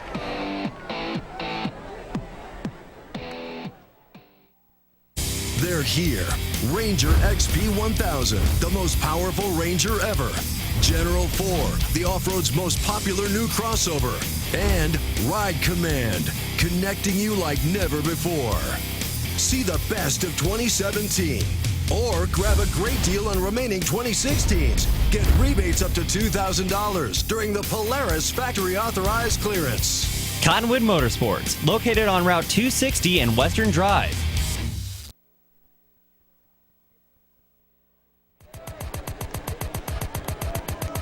Back here at Cactus Shadows, Mingus taking their defensive positions out here. Got an update. Bradshaw leading Estrella Foothills by a score of 12-7. 12-7, so Bradshaw on top. Here's the story here. Cactus Shadows, 7-0. They just moved the chains. They got 1 timeout left with 19.5 seconds left. The ball at the Mingus Marauder 31-yard line, or pardon me, 42-yard line. Spread formation. Young's going to throw. He's got to scramble. Comes out to the near side. Gets caught from behind. Tries to throw it away, but no.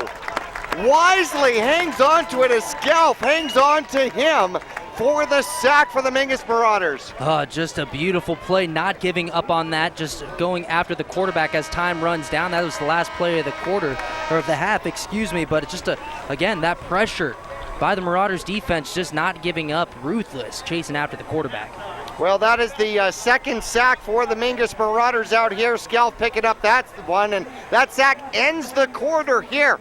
We have got a close one for you. 7-0. Cactus Shadows leading the Mingus Marauders here at halftime. We'll return for the Oxendale, Chrysler, Dodge, Jeep, and Ram halftime report after this.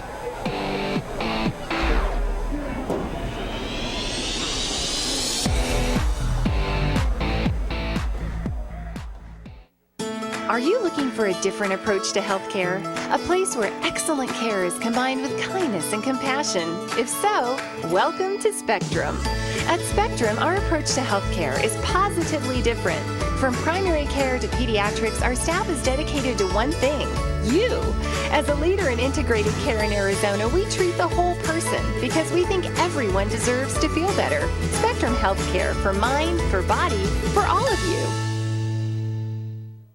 They're here. Ranger XP 1000, the most powerful Ranger ever. General 4, the off-road's most popular new crossover. And Ride Command, connecting you like never before. See the best of 2017. Or grab a great deal on remaining 2016s. Get rebates up to $2,000 during the Polaris factory authorized clearance. Cottonwood Motorsports, located on Route 260 and Western Drive. Cheerleading, tumbling, gymnastics. We are Flip City Gym. We have classes for boys and girls of all ages and skill levels. Flip City Gym offers competitive co-ed cheerleading with world champion coaches. Ask about tumbling and gymnastics. Or our health and fitness-based academic preschool. The only one of its kind in Northern Arizona. Enjoy open gym Fridays and Saturdays. Stop by for your free class or find out more at flipcitygym.org. Since 1993, Rice Accounting has been assisting Verde Valley residents with their tax returns. A proud part of the National Jackson Hewitt Tax Service, Rice Accounting can prepare all state and federal returns. They can file electronically or prepare paper returns. They're open year-round to assist you with personal and business taxes, quarterlies, payroll, and account services. Please come on in to Rice Accounting Jackson Hewitt Tax Service. We're open year-round for all of your taxing needs. Thank you. Welcome to the Halftime Report, brought to you by Oxendale Chrysler Dodge Jeep Ram, your dealer for the people, located on 89A in Cottonwood or online at mattsays.yes.com. Stick around for the first half recap, including Marauder highlights, scores, and stats. Now let's head back live to the press box for Jackie and Kyle.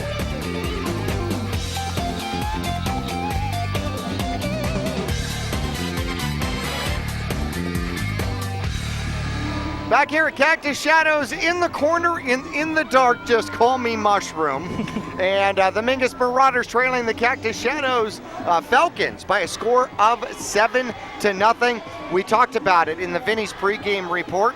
And I want to remind you, have you had their lunch special? You get the 2 slices and you get the small drink for free. I have. What a deal. Oh, you get there and there's like, I don't know, it seems like 40 pizzas available, 40 different varieties, probably a dozen or so. But fantastic stuff. You get in, you get out, they warm it up for you, you get your drink for free. And you're big on slices, too. Oh, Vinny's big always slices. does these big slices. Oh, my gosh, they're huge. Anyway, 7-0 here at halftime. Welcome to the Oxendale Chrysler Dodge and Jeep halftime report. I want to say hello to Travis Reed, who is listening along with us and unable to make the trip to Cactus Shadows with us. Not a lot of highlights, 7-0, not a lot of highlights. It was the second quarter before anybody scored, almost halfway through the second quarter. 6:23 left to go, and Rummel scores for the Cactus Shadow squad. Lead blocker out to the outside. Mingus tries to catch it from behind, unable to do so as he dives toward the corner and gets in for the score. As Cashman gets the extra point, he was 1 of 4. Actually, I think he was 1 of 2 last week, but totally the Cactus Shadow squad was 1 of 4 in extra points. He gets the extra point. Could be important. 7-0 out here. And Mingus, who deferred in the first half, will get the ball first in the second half. That could be huge. Yeah, definitely. I mean, down 7-0, by no means a big deficit at all, but their offense just has to try and get in a rhythm. They haven't really gotten into a rhythm yet. We've seen glimpses here or there of stuff that's worked for them on the ground. They've had a couple nice hard runs by Ruiz all all first half. But like you said, getting the ball to open up the second half, they will really be able to set that tempo that they want to set and proverbially get on the board. Mingus had a fumble recovery. The turnovers are 1-1. So Mingus picks up a fumble recovery in the first half to stop and stymie a drive for Cactus Shadows and the Falcons. And then Mingus, with their best drive, ended up with a penalty that made it third and nearly insurmountable, like 3rd and 27. And Meyer had no choice. He had to chuck it downfield. Tyler Kelly double covered, and he is intercepted, and it was returned back to the 30, which set up the final drive of the quarter. But with only 1:05 left, Cactus Shadows felt it necessary to put the ball up. That is stereotypical football ideology when you're running short on the clock, but then when you take a look at their running game, they can score on the ground in 8 seconds. Yeah, no, they can, and they have multiple guys who can do it. I mean, they have multiple weapons in the backfield, but as you mentioned, they opted to go into the air. Didn't pay off for them towards the end there. One play took up almost 20 seconds, it seemed like, and we were talking off air, whether or not, what do you do in that situation? Do you try and get closer, or do you just kind of go for it all? One play, they tried going for it all, scalp, flushed him out of the quarterback out of the pocket, and was able to bring him down to end the first half. So ending on a positive note for Mingus, and we'll see if their offense can come out and score. Interesting enough, Cactus Shadows ends the first half with a timeout in their pocket. You don't get to hold that over to the second half. Not sure what you're going to do with it. Maybe you're going to hand it out instead of Halloween candy at Halloween, right? Here's a timeout we didn't use during the course of the season. I was surprised they didn't take it. Speaking of timeouts, we're going to take one here in the Oxendale Chrysler Dodge Jeep and Ram halftime report. And when we return, we're going to look at some of the individual stats and see if there's any strategy changes that we might see on the horizon here at Cactus Shadows High School. The Falcons leading the Mingus Marauders, currently a score of 7-0. We'll be back after this.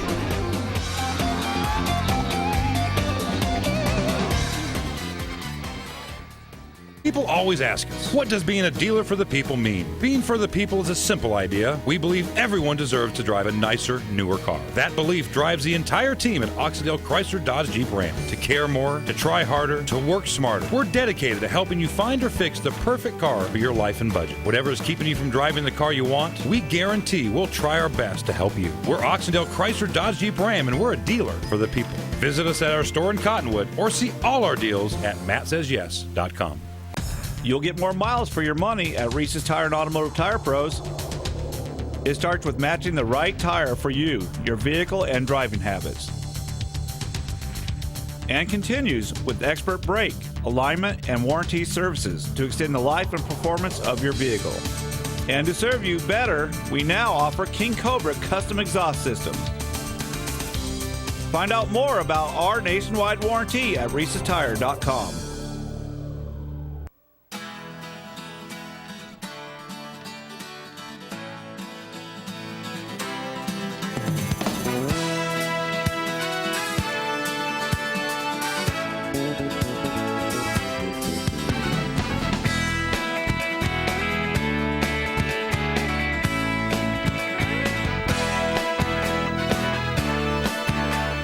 Our whole team is here to help you get the most out of each workout. Here at the Cottonwood Recreation Center. Taylor Waste has been voted the #1 residential garbage service 13 years in a row in Cottonwood and 9 years in a row in Sedona. Why? Because Taylor Waste always offers dependable and efficient garbage service and clean, eco-friendly curbside recycling and positive customer service. Taylor Waste offers a separate recycling container, and our recycling program is clean rather than commingled with garbage.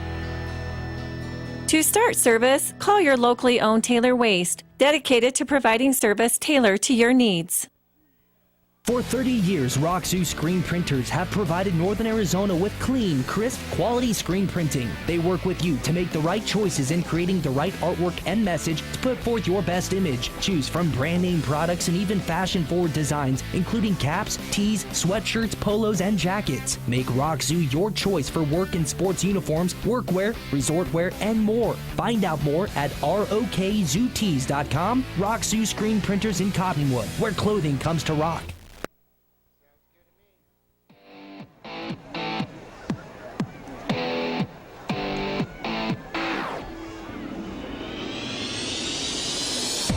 Back here at Cactus Shadows High School, Jackie Bessler, Kyle Benedict, as we've got a good one for you, 7-0. Currently the score at halftime. We got other updated scores. I heard Bradshaw was leading Estrella Foothills by a score of 18-7, and an awesome matchup. Marcos Deniza and Cactus. That's a good game. Yeah, about 2 minutes left until they finish up the first half, but Marcos Deniza leads Cactus right now 16-14 again, just about to wrap up the first half.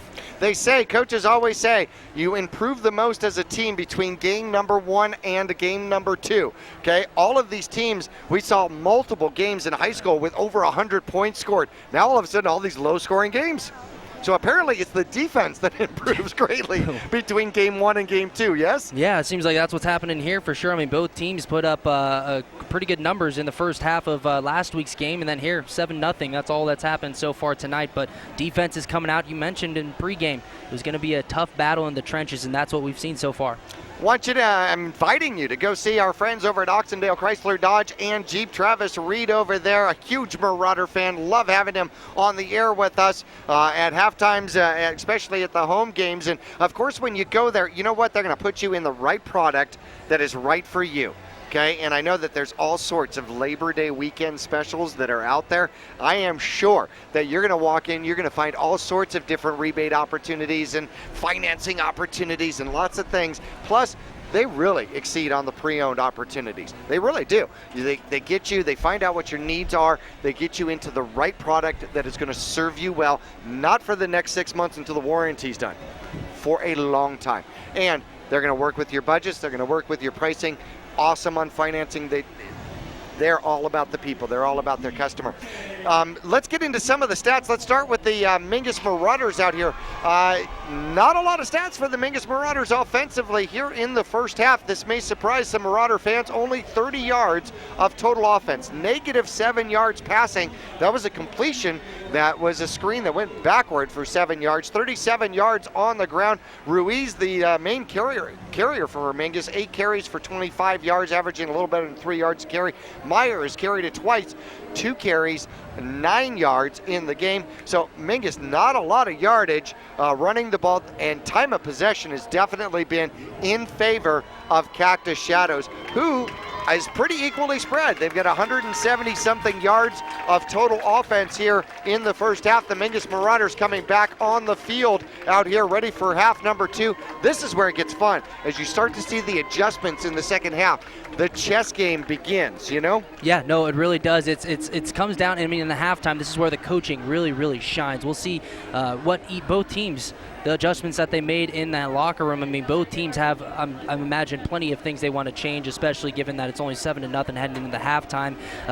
Both defense playing relatively well in the first half, so we'll see the adjustments that the offenses make. Both of them, as we mentioned, heavy run teams. They would rather run the ball first, but Cactus Shadows, we saw them, as you mentioned, pretty even in the air and on the ground. They had quite a few formations with trips to one side, and then they would be in the shotgun, and they would throw out of that formation, and then they'd come back and run the ball out of that formation as well. So almost a little trying to even things out and keep Mingus guessing on defense, but really the defense of the Marauders has been playing pretty well tonight. Young ends up 5 for 11 in the first half, 51 yards, no touchdowns, no interceptions. Surprised me with his quickness, not overall speed, his quickness, cat-like, out of the backfield for the junior for the Falcons. Kuhn ends up with 8 rushes for 44 yards, averaging 5.5 yards per carry, and the only touchdown scored out there for the Cactus Shadow squads, and that was run by Hayden Rummel, who ends up in the first half with 9 carries, 36 yards, 123 yards on the ground, 51 in the air, 174 yards of total offense. Not a bad first half for Cactus Shadows, but Mingus has let them play between the proverbial 30s for the most of the game. Yeah, they really have been. The offense of the Marauders struggling a little bit in the first half, unable to get things really going, get any type of momentum on their side, but the defense has really stepped up and held that Cactus Shadows offense down to a minimum. We are going to be all excited about the second half. It is coming up on the opposite side of these commercials, and thank these Mingus Marauder sponsors. We'll be back after this.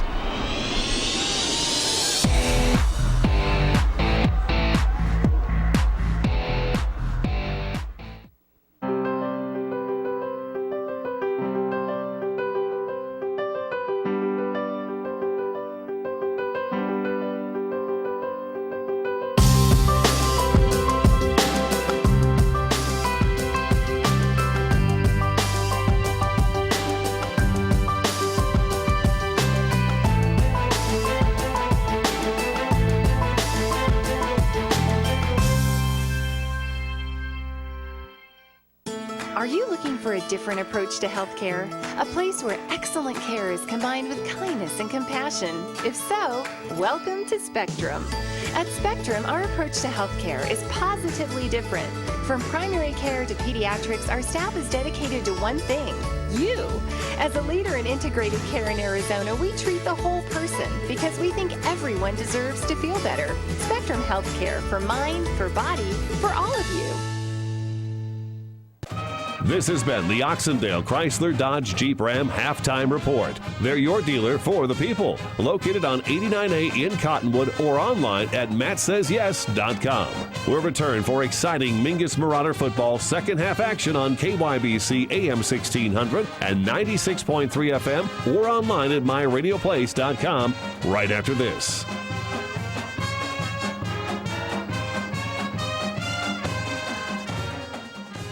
People always ask us, what does being a dealer for the people mean? Being for the people is a simple idea. We believe everyone deserves to drive a nicer, newer car. That belief drives the entire team at Oxendale Chrysler Dodge Jeep Ram to care more, to try harder, to work smarter. We're dedicated to helping you find or fix the perfect car for your life and budget. Whatever is keeping you from driving the car you want, we guarantee we'll try our best to help you. We're Oxendale Chrysler Dodge Jeep Ram, and we're a dealer for the people. Visit us at our store in Cottonwood or see all our deals at mattsays.yes.com.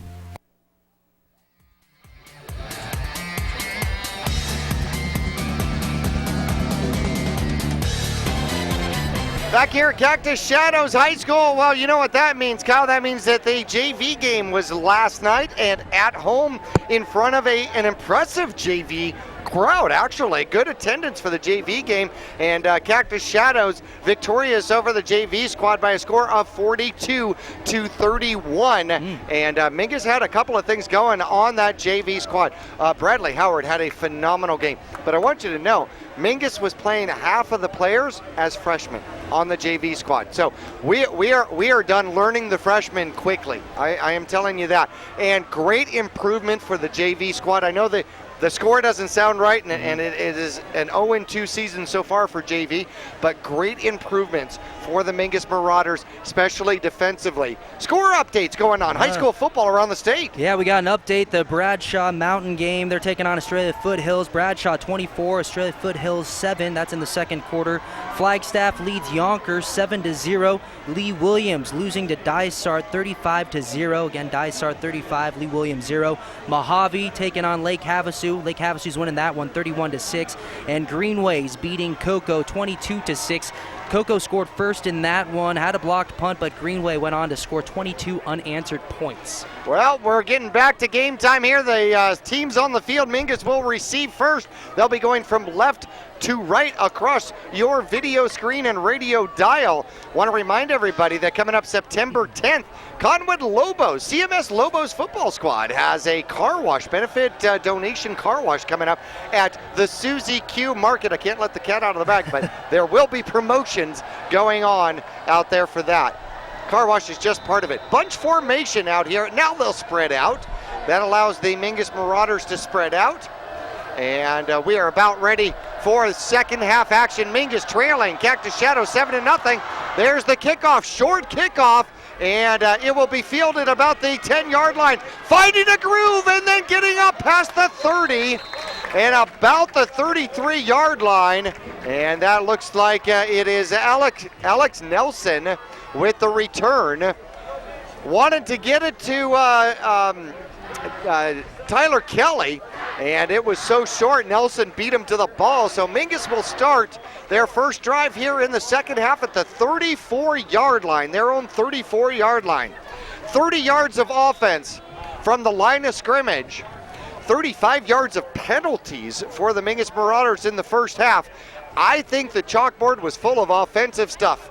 Yep. At halftime. What do you think? Yeah, I have to agree. You know, just both teams, I think, were unhappy with their first half performances. We'll see what Mingus does here, the adjustments that they made for the second half. They move all sorts of people around. They got one man in motion. Ruiz will run the ball and will get chopped down after a short gain. Call it a 1-yard gain. That'll just get the clock rolling, right? Want to thank some sponsors real quick. John Graves Propane, common folks giving uncommon service. Cottonwood Motorsports with Polaris ATVs and Victory Motorcycles.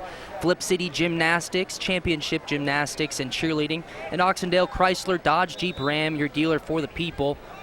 We'll also get Spectrum Healthcare in there for mind, for body, for all of you. I don't know if you've stopped next door to Flip City and looked at their trophies. I mean, they literally need new shelving for their championship gymnastic and cheerleading trophies over there. It's pretty awesome. Good problem to have.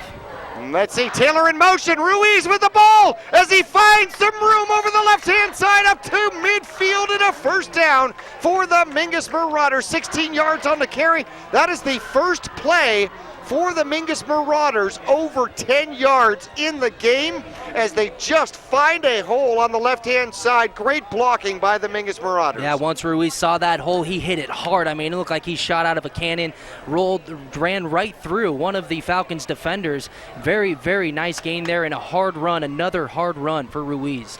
Tight formation for the Mingus Marauders. Pollock, the lone receiver on the far side. Meyer sends Kelly in motion. They give it up. Ruiz gets hit in the backfield and then drives forward for about 3 yards as he got hit, spun, and kept going. When you spin like that, how do you know which way you're supposed to be running anymore? Well, where all the people are. Hopefully there's not many people behind you, but, you just keep those feet moving forward and just do what you can whenever you see the daylight. Just try and find it. Yeah, but, the problem is there's more daylight behind you. There's, Right. You know what I mean? Well, if you look forward and there's nobody, that might not be the best sign. Exactly at midfield until Jordan Vincent moves the ball forward.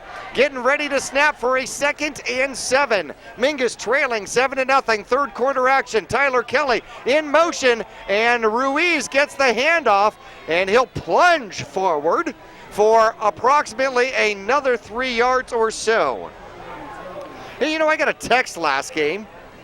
and I didn't get to see it until after the game.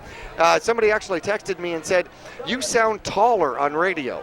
I don't know how that makes me feel. I'm not that much taller than you. My 2.5 foot 1972 platform shoes helps. All right, little mishandle in the backfield, but Ruiz pops out with the ball and will get close to a first down, and he's still bear crawling. The line judge on the near side is going to call him down and just short of the first down as he gets to the Cactus Shadows 43-yard line. He ran into Meyer, the cornerback, bounces to the outside, and then is able to kind of dive forward and bear crawl. 4th and less than a yard out there for the Mingus Marauders. Do you go for it? That was a long side. Yeah, it's a tough one. It looks like they are going to go for it here, 4th and short. Mingus is set up to go, and Myers is going to keep it himself. Holy cow, what a great job by Jordan Vincent. Completely annihilated the middle and drove his man off the board. Meyer looking to get hit in the backfield, didn't find anybody, so he just kind of cruises forward for about 3 yards and a first down. Great drive so far for the Mingus Marauders. Yeah, I think Meyer saw that, and he was just like, okay, I might as well just run it up the middle. We only need a few inches almost, maybe a foot, and ended up being a good call. First down for the Mingus Marauders. Surprised that he was uncontested. Pollock, lone receiver near side. Mingus running it to the short side. Ruiz finds a way to squirt through, and then, holy cow, an Olympic throw from the back judge for a flag. Okay, Ruiz, let's straighten this out. Ruiz has maybe a yard or two on the carry. The back judge, who was 30 yards behind the play, almost got it to the line of scrimmage. I think I saw him crow hop to make that throw there. All right, so the penalty is going to go against Cactus Shadows, and it will be a 15-yard penalty, a personal foul. Puts the Mingus Marauders just outside the red zone for the first time here today at the 23-yard line. Mingus trailing 7-0 with 7:48. The clock stopped and starting to roll now in the third quarter. Mingus moving the ball. This is one of their better looking drives of the night to open up the second half. We're seeing them a little help on that last play by a penalty for Cactus Shadows, but Mingus threatening right now. Mingus, man in motion.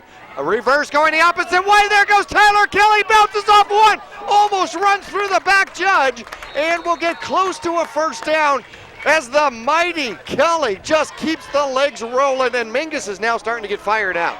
Yeah, you know, it just takes a couple plays, a couple good positive plays to get that energy back that you're looking for. And Tyler Kelly right there got the ball and just took off running, had a couple nice blocks in front of him, and a very, very good gain. Mingus now, instead of threatening, they're knocking on the door.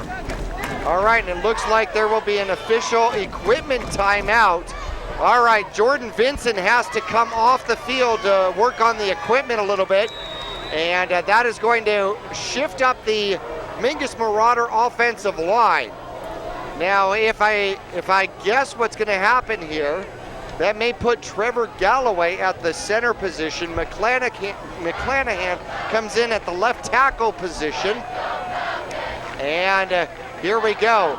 Mingus with a strong left sends Tyler in motion, and Myers is going to run it himself for the first down and pick it up. He fights his way inside the 10 down to about the 9 or 8 yard line. Let's see where they mark it. They mark it right at the 10-yard line, and so it looks like the nose of the ball is past the 10-yard line. Okay, so second and a short 7 for the Mingus Marauders. Second and a short 7 out there for Mingus. 6:23 left to go. Mingus trying to get in for the first score of the game. Man in motion, pitch, goes out to Kelly. He's got a blocker, cuts inside and to the end zone. But another flag comes in from the back judge. This one not an Olympic throw. Well, that was a nice block. Stabriff right there was his lead blocker, a pitch to the left side from Meyer.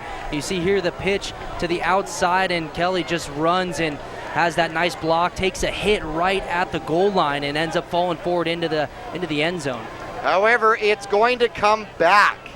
So both teams, Cactus Shadows in the first quarter, Mingus now in the third quarter, has a touchdown taken back on penalties. That brings up a 10-yard hold penalty against the Mingus Marauders. Second and about 18 out there. Second and about 18 for Mingus. McClanahan comes in for Trevor Galloway, who takes a quick breather. You know, that penalty really hurts, Jackie. You got the momentum going, you get into the end zone, and then that kind of just deflates everything a little bit, but they still got the ball, and they still have great field position. Second down, 18. See if they can do it again. Want to remind everybody we are definitely within Meyer's kicking range if we had to be. Meyer takes the snap, and the reverse gets eaten up. No, Meyer still has the ball, trying to get around the corner, eludes one tackle, a straight arm to the face mask, and he'll get back close to the line of scrimmage, and then a flag comes out. Oh, that was a really, really late flag coming from the sidelines where Meyer was tackled out of bounds. We'll see what the call is, but nice job by Myers doing everything that he could just to get back to the line of scrimmage. If it stands, Myers, that's all he got. Alejandro Stabrith was the possible reverse as they were going a misdirection, and he got nailed before he ever got the handoff. Meyer did a great job just pulling the ball and trying to get what he can get. However, let's see what the flag is going to be. And it's going to go against Cactus Shadows. A 15-yard variety is going to put the ball at the 12-yard line of Cactus Shadows and bring up third and approximately 11 from the 12-yard line. Third and 11 from the 12-yard line. Well, this is a very, very big play, probably the biggest play of the game for the Marauders. You got third down, you scored, you were in the end zone, a penalty brings you back out, and then now you're back right around the 10-yard line, and you're trying to get back in for the second time on this drive. We'll see if they can, but this right here is a play that'll set the tone really for the rest, at least for this quarter. Points have been hard to come by. They've been an endangered species. 7-0 the score. Mingus trying to tie it up with 5:59 left to go in quarter number 3. Third and 11 from the 12-yard line. Handoff, Ruiz, he's got a blocker inside the 5 and down toward the goal line and stopped short. They are going to mark him down about the 3 or 4 yard line. Ooh, man, the offensive line did a beautiful job completely sealing off the left side of the line. and he had a lead blocker with him to get behind, and it was just a great job by that offense, really doing all the work there for that gain. Great pad level by Ruiz coming off the side. The pad level was perfect. Down and running hard and low. 4th and a long one from about the 2.5 yard line. Looks like Mingus is going to go for it. Mingus set up to go for it. Ruiz in the backfield. Tight formation. 2 receivers on the near side. There's the pitch. Coming around the corner is Tyler Kelly. Touchdown! Tyler Kelly scores the touchdown for the Mingus Marauders on the sweep coming to the near side of the field. This is Mingus's bread and butter right here, that sweep to the outside. He had a couple blocks on the outside. Good penetration by the Falcons, but Kelly just ran right past everybody, and he got into the end zone for the second time this drive. The first one got called back. They get in. This one counts. 7-6 right now. Mingus on the board awaiting the extra point. 5:05 here in the third quarter. Meyer trying to tie it up, and a good hold, but the kick is blocked. The kick is blocked as number 44 comes in and blocks the kick for Cactus Shadows, and that leaves a huge point differential on the scoreboard. Mingus now trails 7-6. Yeah, you know, points hard to come by so far, and that's what you were talking about there when Mingus went for it for that touchdown. It's almost like you got to try and get the points when you can, and in a low-scoring game so far like this, you try to pick up whenever you have the opportunity to score, you try and do so. So that missed extra point or blocked extra point there really hurts. But Mingus is on the board, and they got momentum on that offense again. That is definitely true. The question, sometimes it's a defensive block like that gets your team up and rolling again. Cactus Shadows gave the ball to the Mingus Marauders to start the third quarter, and they ran it down the field and able to put it into the end zone for the first time in the game. 7-6, 5:05 left to go, and Mingus will set up to kick off only for the second time in this ball game. Yeah, and now you're looking for a stop by the defense. The defense has been playing good so far tonight. They've been playing really well in that first half. Now we'll see if they can carry it over to the second half. This will be their first time. Cactus Shadows offense on the field. Marauders looking to stop them. Well, the flag's going to come out and probably bring the it's going to be an offsides or an encroachment, if you will, for the Mingus Marauder kickoff team, so they're going to back up 5. That'll give us a moment to say that the temporary special teams hero for Cactus Shadows is number 44, Jayas Schleichler. I hope I got his name correctly, as he got in there to block. And now, look at this. Meyer's got a kickoff from the 35. He has got 5 touchbacks on the season so far, but not from the 35. That 5 yards can make a huge difference.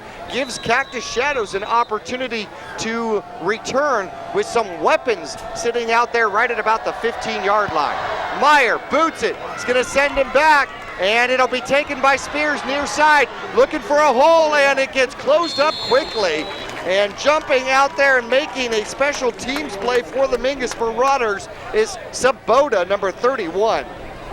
A nice play there. Spires had a lot of momentum once he got that ball, was just running straight ahead, full steam ahead, but nice job by the Marauders to just stop him dead in his tracks, preventing a big gain. And now the defense out on the field for Mingus, and they're trying to come up with a stop here and keep the Cactus Shadows Falcons offense from really getting anything going on this offensive drive. Line of scrimmage for the I formation, the 27-yard line of Cactus Shadows.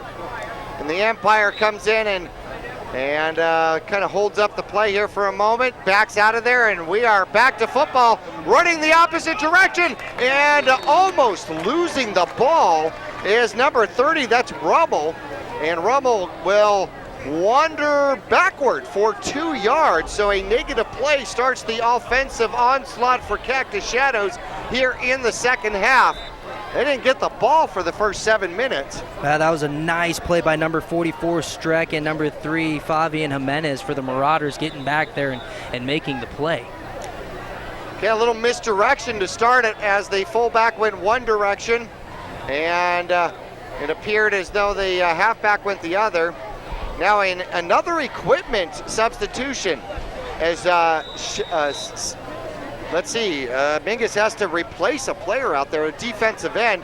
McClanahan comes in, and Rummel comes around the corner, and a great gain as he keeps his head down. No, that isn't Rummel, that's Kewen with a run, his first run of the second half. Got a Cactus Shadows player down on the field right now. Hopefully that is simply a cramp, but CUNY picks up 7 yards, making it third and a manageable. Tell you what, we're gonna take a, yeah, no kidding about that. You notice that? 55, an athletic trainer out there trying to stretch him out. We're gonna take a quick little break as he tries to get that leg cramped and everybody gets a little salt and water into their system. We'll return with 4:04 in the third quarter left. Mingus trailing 7-6. We'll be back after this.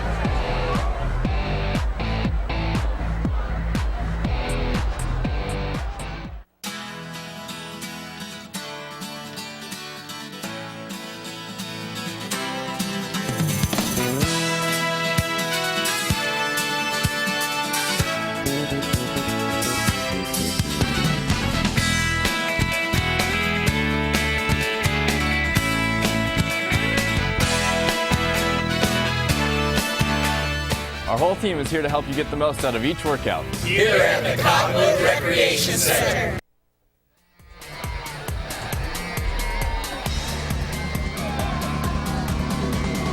Out of the eye, here comes the next play, and it appears as the quarterback keeps it, throws it downfield. He's got his tight end, who is taken out at the knees at about the 50-yard line. Fanning makes the tackle out there, but the big tight end from Cactus Shadows moves the chains down the field, a 23-yard reception. Yeah, Michael Gombert Jr., their senior 6'4", 235 tight end, was wide open there, and a nice throw on the run outside the pocket for Young, finding a wide open Gombert Jr. Well, great job out there. We've seen him run that a couple of times. Now they got trips to the near side, and it looks like Young has got to scramble out of the backfield. He tries the right-hand side. He's got a little room, and he'll pick up a good solid gain of about 6, as it looked like he wanted to throw the ball and then had to scramble. Yeah, he just was kind of forced out of the pocket and had really no other option but to just, that he's very shifty. We've seen that, we've seen the speed from him, but he's just quick. He's very quick, and so he's able to get out of some of these tight situations. As you look at the replay here, he looks to throw, and you have number 44 for the Marauders back there, forcing him out of the pocket, and then Young just tries to do what he can with his feet and turns into a positive play for the Falcons. 2 receivers to the near side, I formation, second back will get it. That'll be Rummel. Rummel right side quickly, has the first down and a more as he rumbles and stumbles to about the Mingus Marauder 36-yard line. So Cactus Shadows in a couple of plays flipping field position quickly. Yeah, that was a nice play. Rummel was running on the right side of that line, and coming from the left was Tyler Kelly, just chasing him behind. You had to think Rummel was feeling him on his heels, as whenever somebody's coming off of the edges, who else than Tyler Kelly? I run faster when Tyler Kelly's chasing me. I formation once again, 1 receiver to the right, second back through, caught in the backfield and wrapped up. All right, perfect tackle out there. That is Tyler Kelly wrapping up the legs. That was textbook for the Mingus Marauders, and that'll be a slight loss, about a loss of 1 for Kewen on the play. Kelly again in the backfield. You see that he just got through a couple, almost looked like a swim move there to get past one of the offensive linemen, and once he got past that level, he was in the backfield just waiting for the running back. Nice tackle, nice play. 1:40 left to go, second 11 from the 36-yard line of the Mingus Marauders. Young looking to throw, and he is sacked. The blitz was on, and Alex Nelson comes from the blind side. That time Young had no ability to be quick out of the backfield. Yeah, no, Young did not see him at all. You see from his blind side, Nelson almost untouched off of the edge, and just a very nice tackle, a hard hit on Young. Young did not even see Nelson coming. -5 yards on the sack out there for Alex Nelson. 3rd sack in the game for the Mingus Marauders. As Alex Nelson says, I'll show you my quickness. That was absolutely impressive, getting around the corner like that. So 3rd and 15 as Cactus Shadows has been dragged back to the Mingus Marauder 41-yard line. And I formation trips to the near side, a stoppage in play, and we are going to get a timeout on the field. With that timeout, we're going to take a break. 7-6 the score, 47 seconds remain in the third quarter, and Cactus Shadows will be back after this.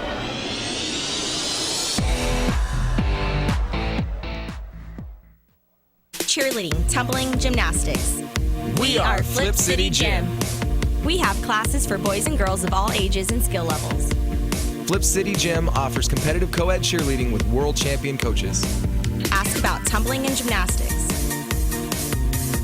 Or our health and fitness-based academic preschool. The only one of its kind in Northern Arizona. Enjoy open gym Fridays and Saturdays. Stop by for your free class or find out more at flipcitygym.org.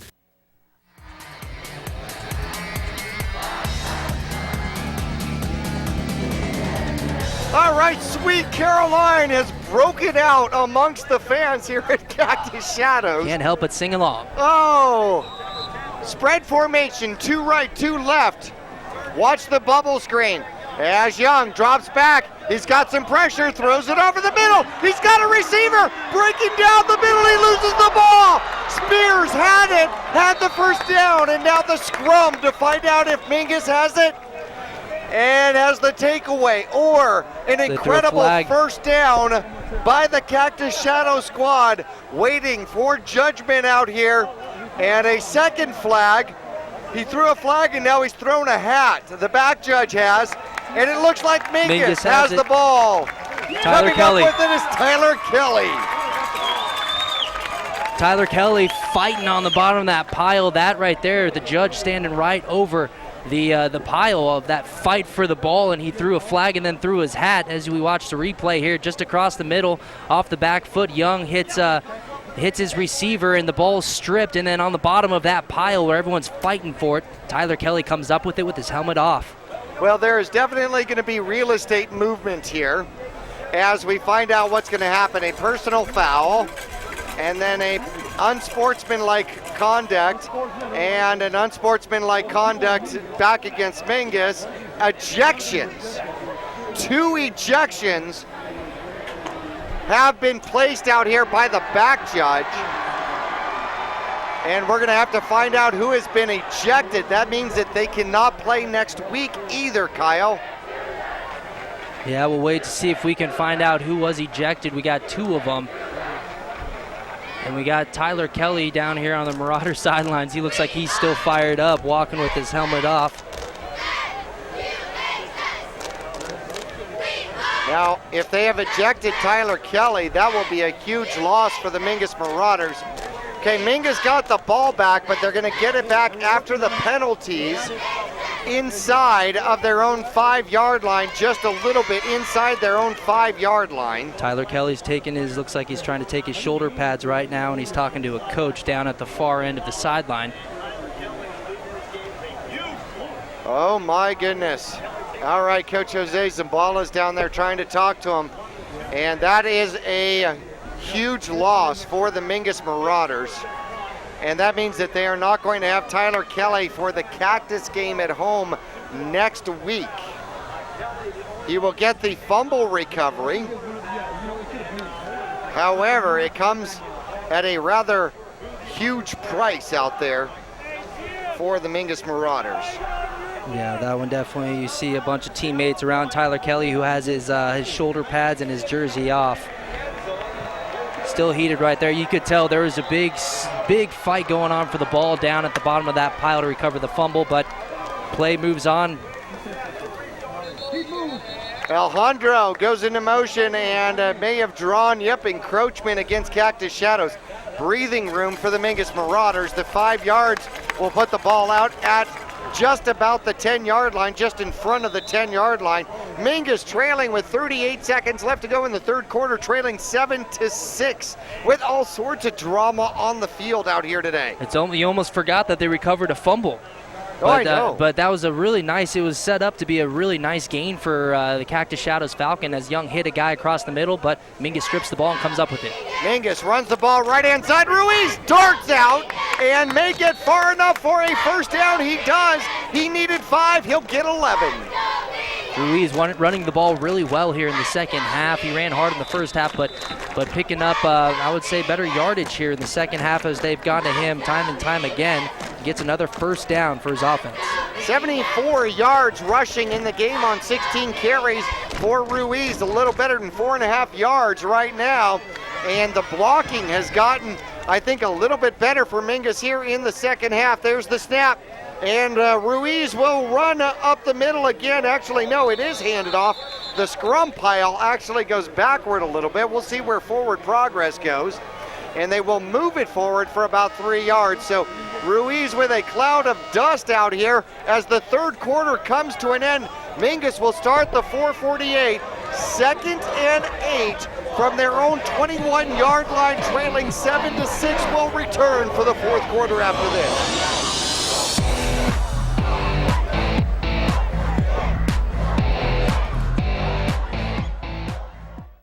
People often refer to Larry Green Chevrolet as the people place. Keeping that reputation is a priority in the community and with every customer that comes through the door. If you're on the market for a new or pre-owned car, truck, van, or SUV, you'll find their selection extensive and their sales team professional and courteous. You can also count on excellent after-sales service. Visit Larry Green Chevrolet on Highway 260 next to Walmart in Cottonwood. Cheerleading, tumbling, gymnastics. We are Flip City Gym. We have classes for boys and girls of all ages and skill levels. Flip City Gym offers competitive co-ed cheerleading with world champion coaches. Ask about tumbling and gymnastics. Or our health and fitness-based academic preschool. The only one of its kind in northern Arizona. Enjoy open gym Fridays and Saturdays. Stop by for your free class or find out more at flipcitygym.org.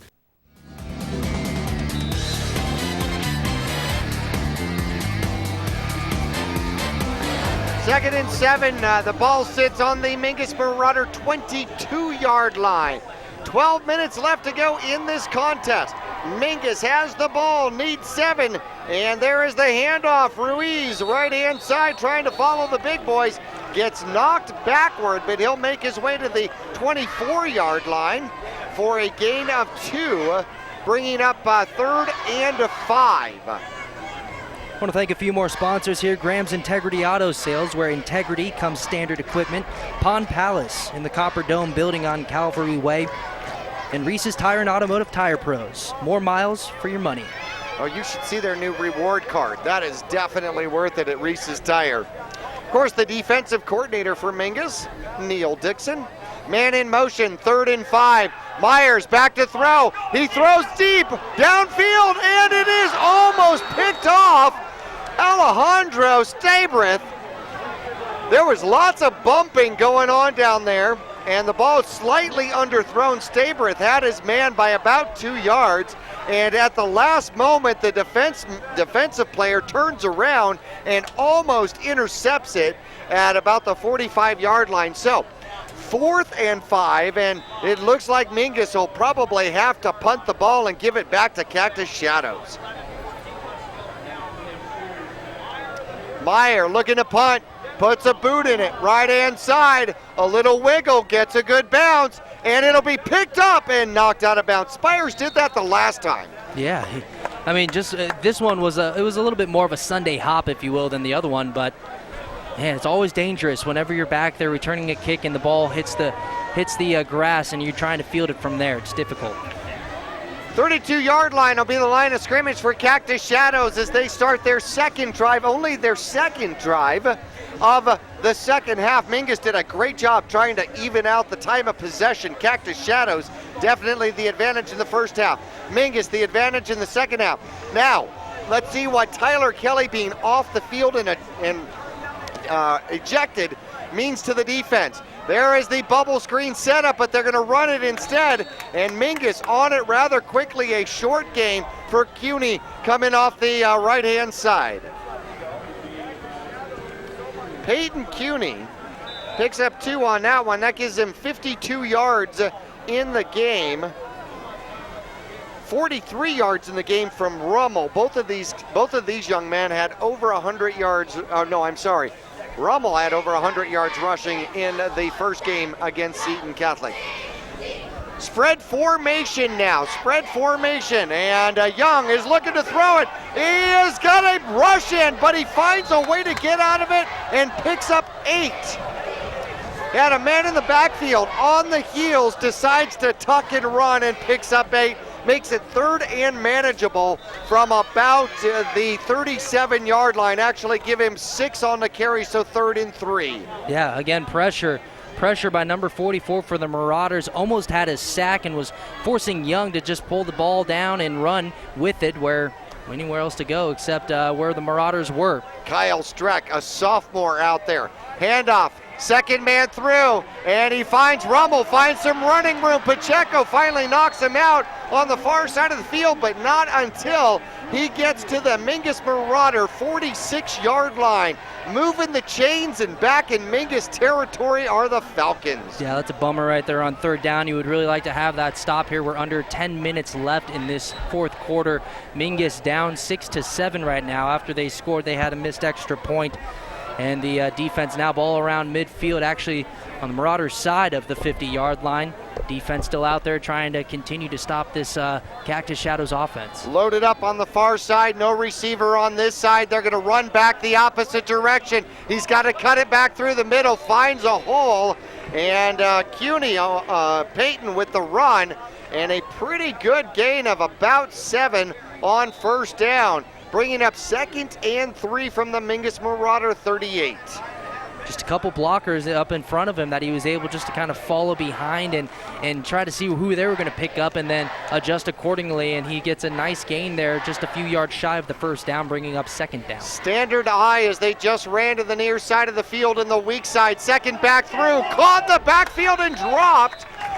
He'll get close to the line of scrimmage as Alex Nelson comes streaking in for a tackle, a slight loss on it, which might be -1. How about 1 yard? So that'll bring up 3rd and 3 from the Mingus Marauder 39-yard line.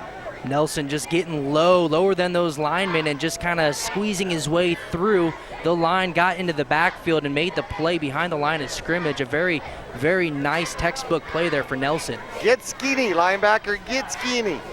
Standard eye once again. Watch the second back. They will sometimes go to the first. It is a keeper. Cornerback has got to get off, and he does, to the big tight end who rumbles and stumbles down inside the 20. A second big pickup and a little extracurricular activity out there, but it will go uncalled. A 1st down to about the 20-yard line. Now they've had success with that play all night. It's a play action. He rolls out to one side of the field and then hits his big tight end in the flat, and they've completed that almost every time tonight for good gains. Another 20 yards on the reception. Andrew Young is 3 for 3 here in the second half, throwing the ball. And 1st down, and they're going to give it up to Cuny, who takes a side step and then gets a second push, and down inside the 15, down to about the 14, give him a gain of about 4. There was all sorts of collisions going on, players going full speed both direction. They're going to put the ball right at the 15-yard line. So yes, 2nd and 6 from the Mingus Marauder 15. Haven't seen an awful lot from the kicking game. I think Cactus Shadows may be in a position where they've got to run this ball in. And second back through, Rummel finds some open ground, and he'll pick up a 1st down inside the 5, down to the Mingus Marauder 3. Well, he saw that daylight and didn't hesitate hitting that hole right up the middle of the line. It looked like he was going to get in, but a nice stop there by number 14 for the Marauders. That's Colby Fanning. We've seen a couple nice open field tackles by Fanning. That one was in the middle of the field with that touchdown saving tackle. If Cactus Shadows does anything well, they run hard. I formation, double tight out here, and they're going to give it to the first back. That's Keeney. Keeney hits Josh Skelf, or Josh Skelf hits him, and Jordan Vincent. That is a lot of Mingus Marauder Linebacker and lineman coming at you. No gain on the play. It'll be 2nd and goal from about the 3. Yeah, Jordan Vincent, 6 foot 235, and then you go and you look at Scalf, another big boy, 6'5", 210. It's running into the brick wall. Actually, he may have lost a few inches out there as the ball is just now inside the 4-yard line. Double tight again. They could throw out of this. Don't think of it. It goes the opposite direction as Spears comes on the misdirection and finds Pater. But more yellow litter on the field with this. Could this be our 3rd touchdown called back in this game? You know, it might be. It's thrown in the backfield a little bit. It came in pretty quick. We'll see what the call is. This is going to be a big one here. Clock approaching 6 minutes left in this game. 7-6 the Falcons. And they are going to place the flag at about the 4-yard line. The points do not go on the board. It will go against Cactus Shadows. A 10-yard, looks like it is a holding call. And it will now be 2nd and goal from about the 12-yard line. There has been some expensive penalties. 18 points worth of penalties in this game. So far, the yellow flags are leading. They got 18 points. There's 13 points on the board, right? Mingus trailing 7-6. Cactus Shadows threatening. 2nd and goal from the 12-yard line. I formation once again. Young, 2nd back. It's going to rumble around the corner, and he will be tackled short of the end zone. But he gets back down to about the 5-yard line, and the back judge throws a flag. Wow. That one came in a little late too. He was just following his lead blocker coming around the edge, and then Juan Ruiz with a nice tackle down the sideline. Oh, another touchdown saving tackle there for the Marauders, but again, another flag on the field. 7 yards on the run, and it'll be a personal foul against Mingus. We've seen a lot of this, half the distance to the goal line, puts the ball at the 2. So we're back to this, 3rd and goal from the 2. 3rd and goal from the 2. Now this could be, this is an extra point kind of distance. So if they don't get this, if Cactus Shadows doesn't get this on this play, they're sending in new personnel. I wonder if they're, watch that tight end. If they don't get this, they are in field goal range because it's extra point range, right? Yeah, no, they are, and at this point, you know, you really start to think they're up 1, but still with 6 minutes left in this game, you want to try and get whatever points you can here. Of course, they'll like to be in the end zone with a touchdown, and as you mentioned, watch that tight end, but they'll take any points they can get. Last time they did a double tight, they had Spears coming from a tight end position back around the backside. They're going to go double tight again, that big tight end. They have a tight end and a wing on the right-hand side, and they will jump through, and he does get in. They follow the big guard and go right through. Yeah, you know, that's, as we look at the replay right here, that was just up the middle, our guys versus your guys up front, and they follow him, and it's a touchdown. Get behind the big boys and follow them, lead the way. The quarterback sneak is worth 6 for Young out there with 5:44 left to go, a 7-point lead right now. 13-6 and a huge Cashman extra point attempt. Coming up, Mingus looking for the block. Tyler Kelly, the best blocker, out of the game. There it is, there's the kick, it is up, and it is no good. It is no good. It remains a 7-point game, and Mingus will get the ball back, still within a score. Yeah, both teams now down. They missed that extra point. Mingus, of course, on their first touchdown here in the second half, they missed their extra point. So now we're looking at 13-6 with 5:44 left in this ball game. Doable for Mingus, but again, they're going to have their offense march down the field once we find out where this kick return ends up.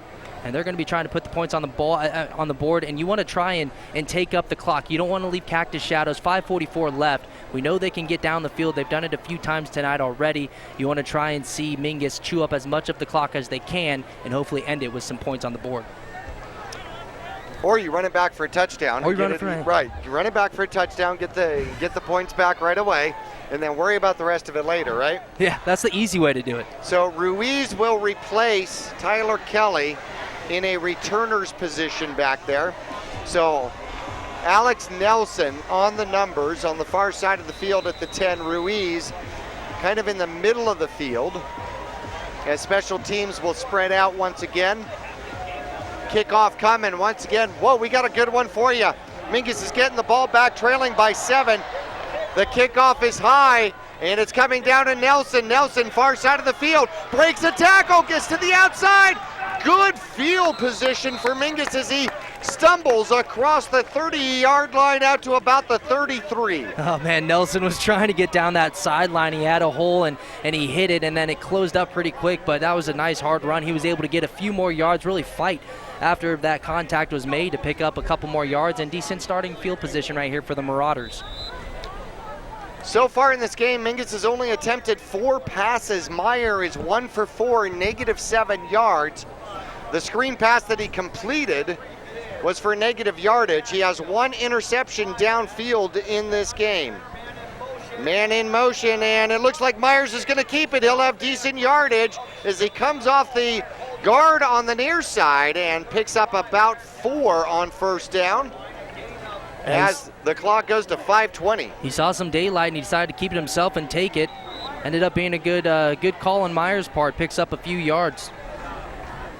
They're going to give him 3 on the scoreboard as we get down to about 5 minutes in the left in the game. Mingus, ball on their own 36-yard line, 2nd and 7, trailing in the fourth quarter by 7. There's the snap, and Myers has no choice. Got nowhere to go with the ball, and he'll lose yardage. They had the give, they had the pitch, they had the quarterback, and they all just converged. Yeah, there was nowhere to go with the ball there. I mean, you could almost watch him. It was like it was in slow motion. He tried with the give, and then he looked out to his pitch man. That was taken, and by the time he was brought down to the ground, there was 4 Falcons standing over him. 3rd and an important 8. You wonder whether or not 4 down territory for Mingus.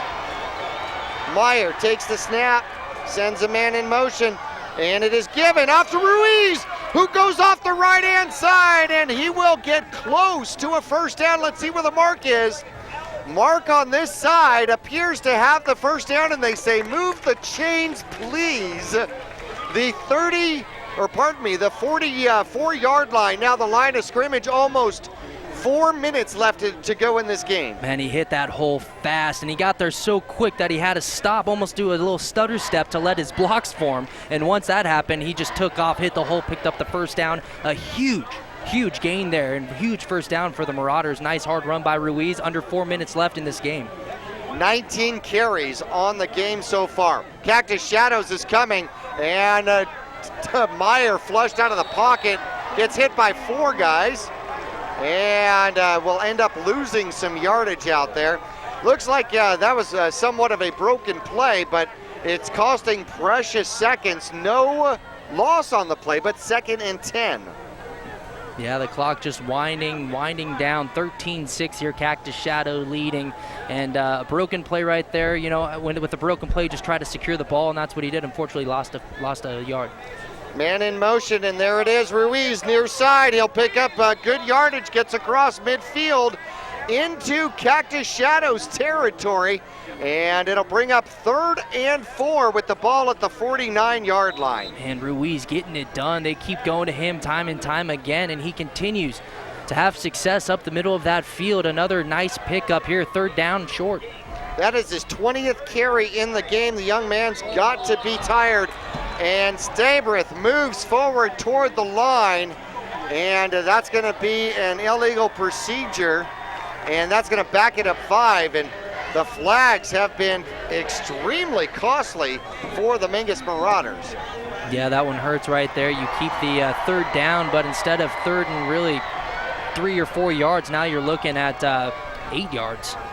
3rd and 8, and the clock continues to roll down to 2:47. And there is the snap, and we had 2 Mingus Marauders moving at the same time. The handoff went up the middle. Question is will they accept the penalty, or do they have a choice? Because that would bring up 4th down and about 5, maybe 4th down and about 6. Clock stops at 2:30 left to go. Mingus still has all 3 timeouts here as the ball is at the Mingus Marauder 49-yard line. And it looks like they're going to mark it off. Let's see if they mark it off from, they should mark it off from the line of scrimmage. There we go. And 5 yards puts the ball at the 41-yard line. So now 3rd and 13. 2 oopses in a row, and Mingus has got to spend a timeout. Well, we're going to take a timeout with them. 2:30 left to go. Mingus trailing the Falcons from Cactus Shadows 13-6 with 2.5 left to go in the game. We'll be back after this. You'll get more miles for your money at Reese's Tire and Automotive Tire Pros. It starts with matching the right tire for you, your vehicle, and driving habits. And continues with expert brake, alignment, and warranty services to extend the life and performance of your vehicle. And to serve you better, we now offer King Cobra custom exhaust systems. Find out more about our nationwide warranty at reesestire.com.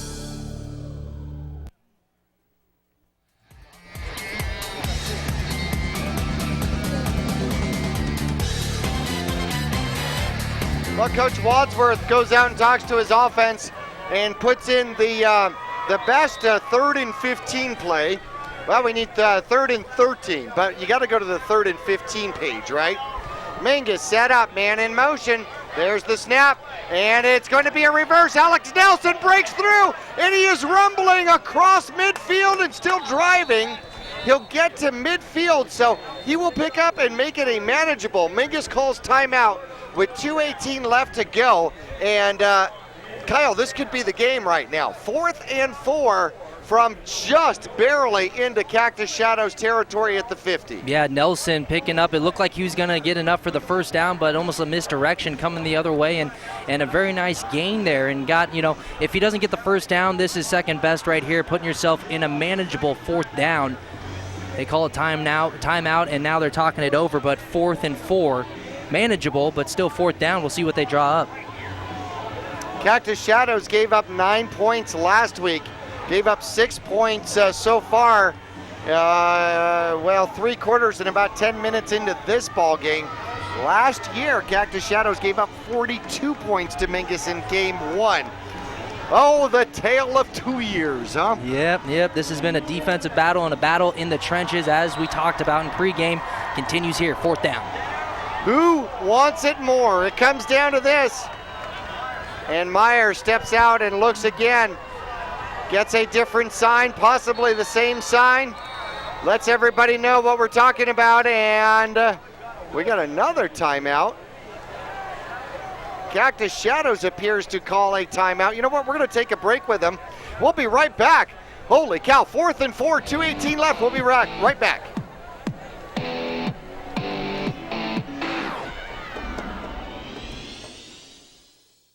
Since 1993, Rice Accounting has been assisting Verde Valley residents with their tax returns. A proud part of the National Jackson Hewitt Tax Service, Rice Accounting can prepare all state and federal returns. They can file electronically or prepare paper returns. They're open year-round to assist you with personal and business taxes, quarterlies, payroll, and account services. Please come on in to Rice Accounting Jackson Hewitt Tax Service.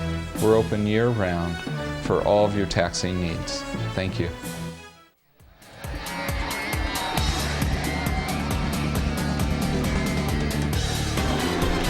And then it came down to this, 4th and 4. Mingus with the ball, 50-yard line, down by 7, 13-6. 2:18 left to go. Mingus, one receiver near side. A tight end on the game, one wing to the near side. There's the handoff. No, it looks like Meyer's going to keep it himself. He's got the first down and more, and out of bounds. Past the 40-yard line. We got a flag back at the 50-yard line. Oh, no. And we will see what that does. Okay, if the play stands, Mingus would have the ball at the 37-yard line. We'll see what the call is as Myers able to scamper around the corner. It appears as though it's going to go against Mingus. Holy cow. a tremendous amount of penalties in this game, and all of them against both teams have been huge. So the ball now at the 45-yard line, 4th and 9. 4th and 9. 2:13 left to go. I am out of blood pressure medication. And here we go again. This is what it's all about right here, Jackie. Approaching 2 minutes left in this game, 13-6 Mingus with the 4th and 9. This has been a 15-minute 3 plays. There's the snap. Myers looking to throw, looking for somewhere to go. Now he's got nowhere to go and he'll get sacked. And that'll be a turnover right there. Number 24 did not let Myers out of his sight as Mingus was unable to get open downfield and will turn the ball over on downs at their own 35-yard line with 2:05 left to go. And Mingus with 1 timeout left. Yeah, Meyer just looking downfield. You knew right away once he dropped back to pass that he was just staring downfield, waiting for something. Good coverage by the Falcons downfield just to not any receiver open. And Myers just held on to the ball a little bit too long. Not sure what else he could have done there, but ends up being a turnover. And now Cactus Shadows Falcons with 2:05 left, lead 13-6 with the ball. Well, they're going to come out to run the ball. And he'll take the snap. It's going to the far side and almost caught in the backfield, but he'll gain about 4 and to stay inbounds. And that's going to force, let's see if Mingus uses their timeout. They do not use their timeout. So Rummel picks up 4. So 2nd and 6 from the Mingus Marauder 31-yard line. Cactus Shadows with the ball and the lead, leading 13-6. High formation, they'll give it to the second back. He's caught and falls to the ground, and losing a yard is Peyton Kuhn, and it keeps the clock running though. So 1:24 left to go and Mingus uses their timeout. Could they get the ball back? This could be interesting. We'll take a break. We'll be right back for the final 1:24 after this.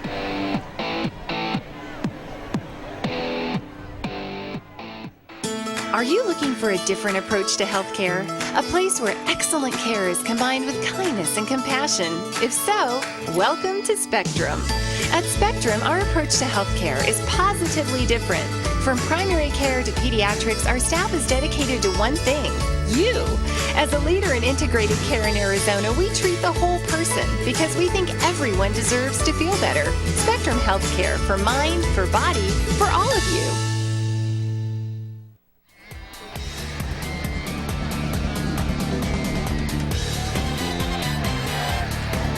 Well, when they set the play clock out here, the most that they could run would be approximately 50 seconds plus whatever play they would use. Mingus trying to get to the line. Second back will get the ball. Rummel cuts it inside. He'll be short of the first down, and that will bring up 4th down. Rummel gets to the outside. He'll pick up 4, but 4th and 2. We are now down to 1:07. 1:07. Now, Cactus Shadow still has timeouts left. They could actually let the play clock run out and then call timeout, go for it, and eat up more clock. Because you're not going to punt it from here, and I'm not sure they're confident in their kicking game to try to kick a 40-something yard field goal. Yeah, no, I think at this point they're just going to try and run the clock down, as you mentioned. And there we go. Sounds like we got a timeout from Cactus Shadows with 43 seconds left. Holy cow, let's leave it here because we got to analyze it. We got to analyze it, Kyle. Okay, so with 43 seconds left, all right, they can run a play and actually run off about 25 seconds if they don't get the first down. They get the first down here, they sealed the victory, they earned the victory. If they don't, Mingus could potentially get the ball back with no timeouts left and about 18, 19 seconds left in this ball game. Yeah, you know, that's what you're shooting for if you're Mingus. I think it's no question that they're going to come out and run the ball here and just try and kill at this point as much time as they can.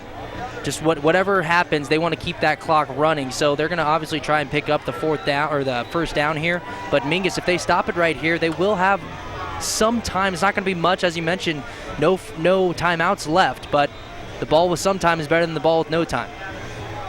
Yeah, absolutely. A chance is better than no chance. All right, they're going to come out. Watch the keeper. Watch the keeper. Young has run for a touchdown with the keeper out here today. He's going to take the snap. He'll give it to the second back, and he's caught in the backfield. Streck comes through like a knife through butter and will tackle the runner Rummel for a loss. Mingus is going to get the ball back with 38.6 seconds left. The best thing that could have happened there is Streck just comes bulldozing through that line. It seemed like he was untouched. I mean, he was back there so fast just to meet the ball carrier and tackle him for a loss. Best case scenario there. Best thing that could have happened for Mingus. They get the ball back with 38 seconds left. No timeouts, and you got to think that Mingus has got to throw the ball. Meyer has not been able to have time to throw the ball out here so far today. And there's the snap. Meyer's looking to throw. He'll chuck it downfield. He's got a receiver, and it is caught. It is caught downfield at the 30-yard line. That is number 15 for Mingus, and that was a beautiful just catch right there. Chaz Taylor. Oh, they're saying that it hit the ground. They're saying that it hit the ground. Wow. Oh. Okay, remind me, I need more heart medication. Did you hear the Mingus Marauder fans with their slight disapproval? You're gonna have to watch Verde Valley TV and decide for yourself. Cable 1, Channel 56, Suddenlink, Channel 2. Man, good coverage downfield. Meyer put the ball there, and it was just a jump ball. Taylor almost had it. Oh, and then Meyer's in trouble, and he's going to get sacked with 27 seconds left. Mingus is going to have to get up quick. It is now third down and about 15-yard line, or 15 yards, and Meyer's going to spike it to stop the clock with 15.9. Mingus has one play left. Yeah, you got one play left. That's really too bad. Chaz Taylor went up, and it really looked like he had that ball down the sideline. They said it hit the ground, so that brings Mingus back down to where they were. 15 seconds left here, and it's bringing up a 4th and 15. They're going to have one play left. All comes down to this, Jackie. Well, obviously, you could have two. You get the ball downfield, get out of bounds somewhere around midfield, you pick up the first down, and you leave yourself with a shot or two downfield. Meyer takes the snap, drops back, he needs protection. He's going to throw to the near side, and it's incomplete. And that'll be the ball game. They tried for the screen out to the near side to Ruiz, and that's going to be a turnover on downs with 10.7 seconds left on the clock, and Cactus Shadows is going to win on their home opener here, beating the Mingus Marauders 13-6.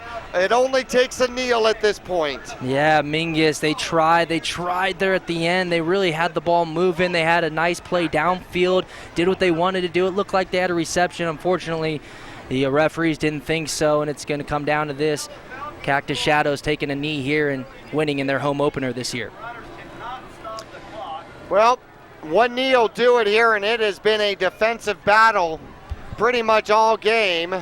And there is the scrum huddle. Young takes the knee, happy to give up the yard. And Mingus is going to fall to 0-2 on the season, start the season 0-2 as they lose here on the road to Cactus Shadows. The final score 13-6. Hey, we're going to take a break, get into our post-game show, try to wrap this one up.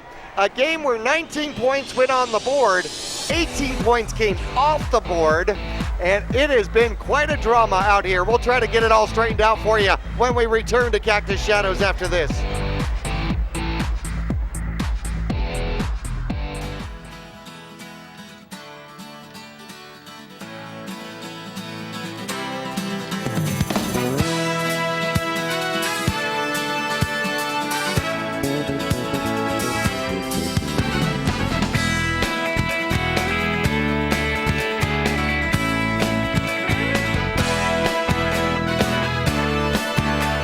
Our whole team is here to help you get the most out of each workout. Here at the Cottonwood Recreation Center.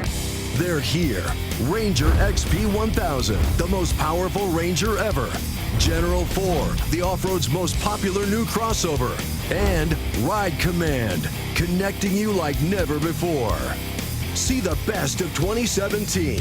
Or grab a great deal on remaining 2016s. Get rebates up to $2,000 during the Polaris factory authorized clearance. Cottonwood Motorsports, located on Route 260 and Western Drive. You'll get more miles for your money at Reese's Tire and Automotive Tire Pros. It starts with matching the right tire for you, your vehicle, and driving habits. And continues with expert brake, alignment, and warranty services to extend the life and performance of your vehicle. And to serve you better, we now offer King Cobra custom exhaust systems. Find out more about our nationwide warranty at reesestire.com. Since 1993, Rice Accounting has been assisting Verde Valley residents with their tax returns. A proud part of the National Jackson Hewitt Tax Service, Rice Accounting can prepare all state and federal returns. They can file electronically or prepare paper returns. They're open year-round to assist you with personal and business taxes, quarterlies, payroll, and account services. Please come on in to Rice Accounting Jackson Hewitt Tax Service. We're open year-round for all of your taxing needs. Thank you. For 30 years, Roxu screen printers have provided Northern Arizona with clean, crisp, quality screen printing. They work with you to make the right choices in creating the right artwork and message to put forth your best image. Choose from brand name products and even fashion-forward designs, including caps, tees, sweatshirts, polos, and jackets. Make Roxu your choice for work and sports uniforms, workwear, resort wear, and more. Find out more at rokzootees.com. Roxu screen printers in Cottonwood, where clothing comes to rock.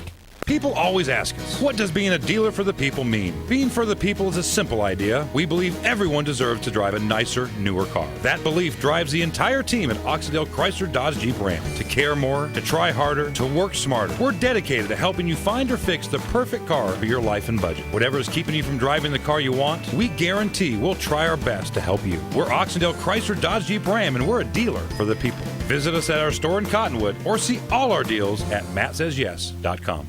Taylor Waste has been voted the #1 residential garbage service 13 years in a row in Cottonwood and 9 years in a row in Sedona. Why? Because Taylor Waste always offers dependable and efficient garbage service and clean, eco-friendly curbside recycling and positive customer service. Taylor Waste offers a separate recycling container, and our recycling program is clean rather than commingled with garbage.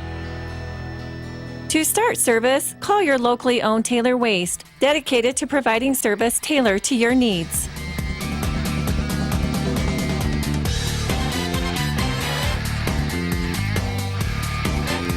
Well, back here at Cactus Shadows as we wrap up in our post-game show on the road here today, the Mingus Marauders walking off the field. They gave up 63 points in their first contest against Higley. They gave up 13 points here to Cactus Shadows. The Falcons on the Falcons' home field, a greatly improved squad here. However, although they had the ball at the end of the game, unable to get it moved downfield, and so many different momentums were broken up by the yellow flags out here today for both teams, not just one, but both teams. So that really kind of played a role with the whole entire game. Taking a look at the scoring, only 3 scores in the game. Second quarter action with 6:23 left to go. And Cactus Shadows scores first as Rummel gets a 7-yard run over to the left-hand side following his lead blocker. In fact, I want to go backward. Actually, the second play of the game was an 88-yard touchdown run by Rummel. That was the first touchdown that was called back in the game.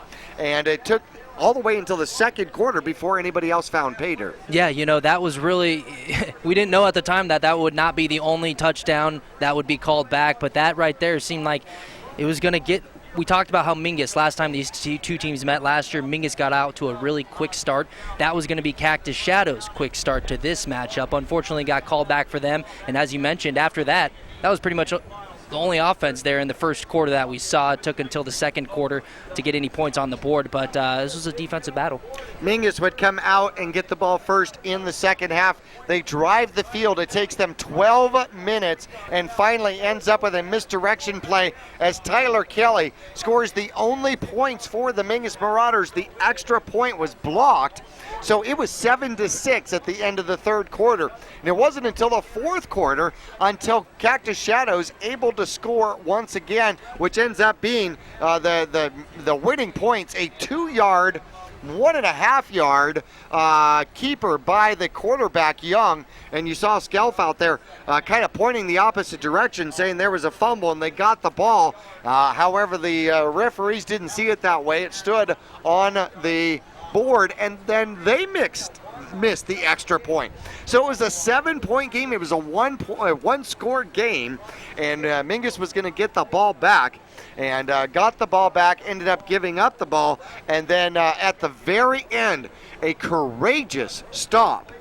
All Cactus Shadows had to do was pick up a first down, which they did at ease between the 40s, and Mingus stood up, showing Marauder football, stopped it, got the ball back, and gave their offense an opportunity. They couldn't complete it, but they had a first down that got called back on a penalty. Mingus had a touchdown that got called back on a penalty. Cactus Shadows, 2 touchdowns in the game that got called back on penalties. Mingus ended up scoring on one, and Cactus Shadows ended up scoring again on another. Yeah, you know, when you look back at the game and you see what exactly went wrong that we can change right now, it's the penalties. I mean, the penalties that got called back, the penalties on that last drive where Mingus gets the ball back after a fumble on defense. When Cactus Shadows is driving the field, they hit a guy across the middle. It looks like it's going for a huge gain, and then end up forcing the fumble, get the ball back. But on that final drive, unfortunately, 3 penalties when they're trying to pick up a first down right around midfield. It was 4th and, I want to say 3. A penalty brought it back to 4th and 7 or 8. Another penalty brought it back down to 4th and 15 or something like that. So just there at the end when really you need to be on your crisp, okay? You need to be clean. They just had a few mistakes there, but the defense, I mean, getting the ball back in the offense's hand when they needed it in order to try and come back in this game, and unfortunately Mingus wasn't able to close it out. Well, Cactus Shadows played a tremendous defensive game. Got to give them kudos for that. Mingus had trouble moving the ball, and then when they finally got a drive together to go down and score, they took advantage, which was absolutely wonderful. Mingus won the turnover game, 2-1 out here today. An interception from Cactus Shadows. Mingus, 2 fumble recoveries. The second fumble recovery, incredibly costly though, as ejected players, one from Cactus Shadows, I believe, and most importantly for Marauder fans, Tyler Kelly ejected from this game, can't play next week against Cactus. We're going to get, when we come back in our post-game show, we're going to get into our players of game. We're going to talk about that a little bit more and what that means to Mingus coming up next week at home against the Cactus Cobras. We'll be back after this.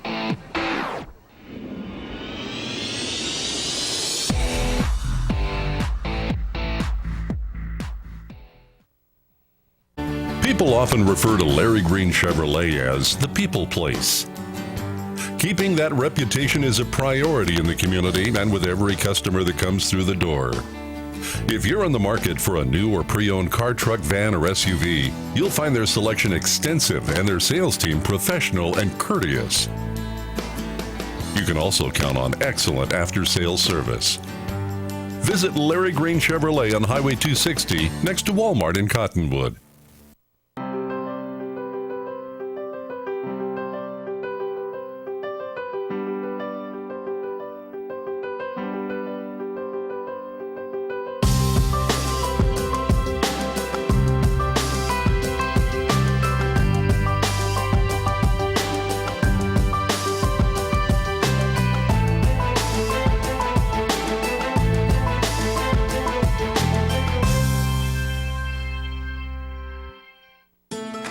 looking for a different approach to healthcare?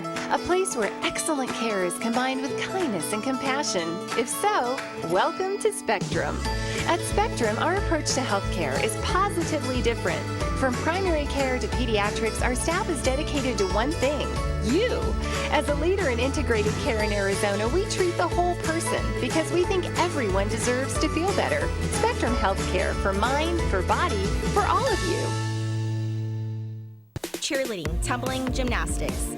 We are Flip City Gym.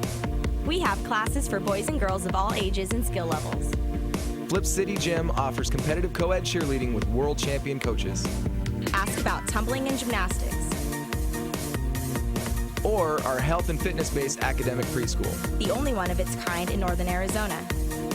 Enjoy open gym Fridays and Saturdays. Stop by for your free class or find out more at flipcitygym.org. Taylor Waste has been voted the #1 residential garbage service 13 years in a row in Cottonwood and 9 years in a row in Sedona. Why? Because Taylor Waste always offers dependable and efficient garbage service and clean, eco-friendly curbside recycling and positive customer service. Taylor Waste offers a separate recycling container, and our recycling program is clean rather than commingled with garbage. To start service, call your locally owned Taylor Waste, dedicated to providing service tailored to your needs.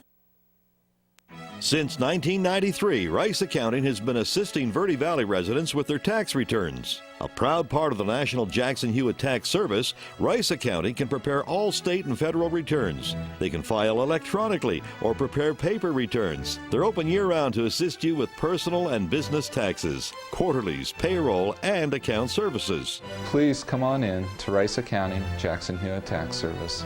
We're open year-round for all of your taxing needs. Thank you.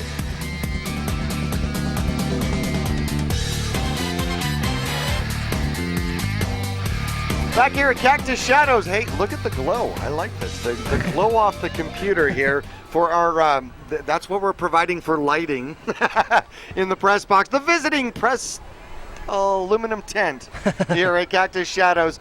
The Falcons victorious by a score of 13-6 over the Mingus Marauders here tonight. What a fight, what a battle on the field. Now, want to actually talk about a couple of things. First of all, Rice Accounting, Lewis Rice, always supportive. Youth sports, all the way through high school sports, and just a phenomenal human being, a great organization, a great place to get your taxes done. And I love driving by and seeing all of the inspirational verbiage on his signs along 89A. So Rice Accounting, Jackson here, one of our sponsors.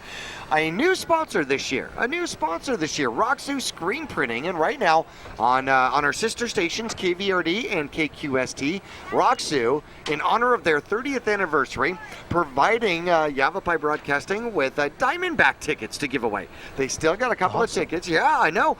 And good games. September 15th against the LA Dodgers, and then September 30th against San Diego. I know the San Diego game might be for last place in the division, but hey, as long as you're something's fighting on the line. Yeah, something's on the line. Hey, what a great opportunity to just go and enjoy a ball game and you know, tickets complimentary of Roxu Screen Printing. So tune in to Brad Miller on KVRD and Brian James on the Q, and you can find out how you can win those tickets. Cactus Shadows here, victorious. Andrew Young threw the ball a little bit more than what I had anticipated. He ended up 8 for 14 on the game, 114 yards, and no touchdowns, no interceptions. He did sneak for one. Sneaky little quarterback, you. So he'll sneak in for one touchdown on the ground. Rummel, 17 carries, 77 yards. He had to work for it. In the beginning of the game, it looked like it was going to come free and easy, and then Mingus tightened up. He did get a touchdown on the game. Other running backs for the Cactus Shadow squad, Peyton Kewen ended up with 16 carries and 61 yards in the game. Andrew Young from the quarterback position had 7 carries, 18 yards, and 1 touchdown. Dylan Spears ended up with 46 yards rushing on just 4 carries. Mason Russo had 1 carry for 12. Leading receiver Dylan Spears ended up with 2 receptions for 29 yards, ended up fumbling 1. Russo had a couple of receptions for 12 yards, and the tight end ended up with 46 yards on 2 receptions for the squad for Cactus Shadows. They ended up with 214 yards on the ground, 114 in the air. Mingus Marauders here tonight struggled a little bit offensively, especially in the first half. And honestly, it's hard to get offensive yards when you don't have the ball. Yeah, that's the thing. In that first half, they weren't able to really get anything going and get that momentum that keeps the ball in Mingus's hands for a good amount of time. That runs down the clock. It seemed like Cactus Shadows really won the time of possession battle there into that first half, especially Mingus. In the second half, ended up keeping the ball a little bit more, and we saw points on the board. We saw longer drives and a couple of times where they were knocking on the door for some points, but it's hard to move the ball and put points on the board if you don't have the ball for that long. Amen. Mingus seemingly had the ball for about 6 minutes in the first half. That's what it seemed. I think a little better than that. Trey Meyer had a tough night here. He was had nowhere to go in the pocket. He looked like he was a little bit immobile from a knee injury from last game. Ended up 1 for 7, -7 yards through 1 interception, and so not great stats in the air. Juan Ruiz dinged up from last game, but I'll tell you what, impressed me. Came out and had 20 carries for 94 yards, no touchdowns. Tyler Kelly, 6 carries, 17 yards, 1 touchdown. Trey Meyer had 19 yards on the ground. Alec Nelson had 10 yards on the ground, 1 huge first down as well. And in the air, Stabrith had 7 yards, actually -7 yards receiving the ball. So Mingus ended up with -7 yards on the ground, 140 yards in offense for Mingus here tonight. Not exactly what was the game plan for Mingus. However, some bright spots. Offensively, who do you like for player of the game? It seemed like anytime Mingus was trying to get that spark, get something going on offense, they went to Juan Ruiz. And in my opinion, he deserves the offensive player of the game. I mean, Ruiz ran the ball hard just from the very beginning of this game. In the second half, he came out fired up. That first possession, Mingus got the ball out of the locker room, and he just ran with purpose. He ran with heart. He ran hard, and he was the go-to guy for them on offense whenever they needed that little something to get the ball rolling. Tyler Kelly had a half a sack. Streck had a sack in this game. Sabota had a half a sack. Josh Scalf had a sack. So Mingus 3 sacks on the game. An important fumble recovery by Streck earlier in the game. The biggest fumble recovery by Tyler Kelly in the game. I got to go with him defensively for player of the game. Again, he was just out there. Believe me, lots of people put bids in for defensive player of the game. But what a huge loss, though, as he's ejected from this game and can't play the rest of this game, can't play next week against Cactus. Yeah, that fumble recovery in the fourth quarter, he comes up with the ball, but while they were battling for it at the bottom, a flag gets thrown. The ref ends up throwing his hat so that right there, when the ref starts throwing his hat, you have to start thinking what's going on in the bottom of that pile. Unfortunately, 2 players ejected. We believe one is from Cactus Shadows, and then the other one, Tyler Kelly. Sometimes, just that competitive nature down there at the bottom of that pile, especially when so much is on the line and that you're fighting for that ball at a time in the fourth quarter where you're trying to get your offense the ball back so that you can march down the field and try and tie this game up. Kelly ends up coming away with it. Unfortunately, Mingus is going to lose him next week. 19 points on the board. Mingus loses 13-6 here to Cactus Shadows. 18 points comes off the boards, ejected players, and over 130 yards of penalties between both teams here today. Definitely different calls on this field as what we saw in the first week. Well, that's going to be a wrap from Cactus Shadows. Hey, Mingus football continues. The battle goes on. The rivalry game, a renewed rivalry game, as the Cactus Cobras come to Mingus Union High School next Friday night. Bring out your red and join us in the stands, as you will have more football here on KYBC AM 1600, 96.3 FM. Hey, want to thank our staff, Abby, our crew. Abby, we've got Maddie, and of course we've got Damien down on the field with all of those fantastic field shots during the course of the game. We want to thank our producer, Ryan Nichols, who nobody knows how much he actually goes through to prepare for these games. John Stabe, phenomenal job with our replays. He has been absolutely on it. This crew has really come together.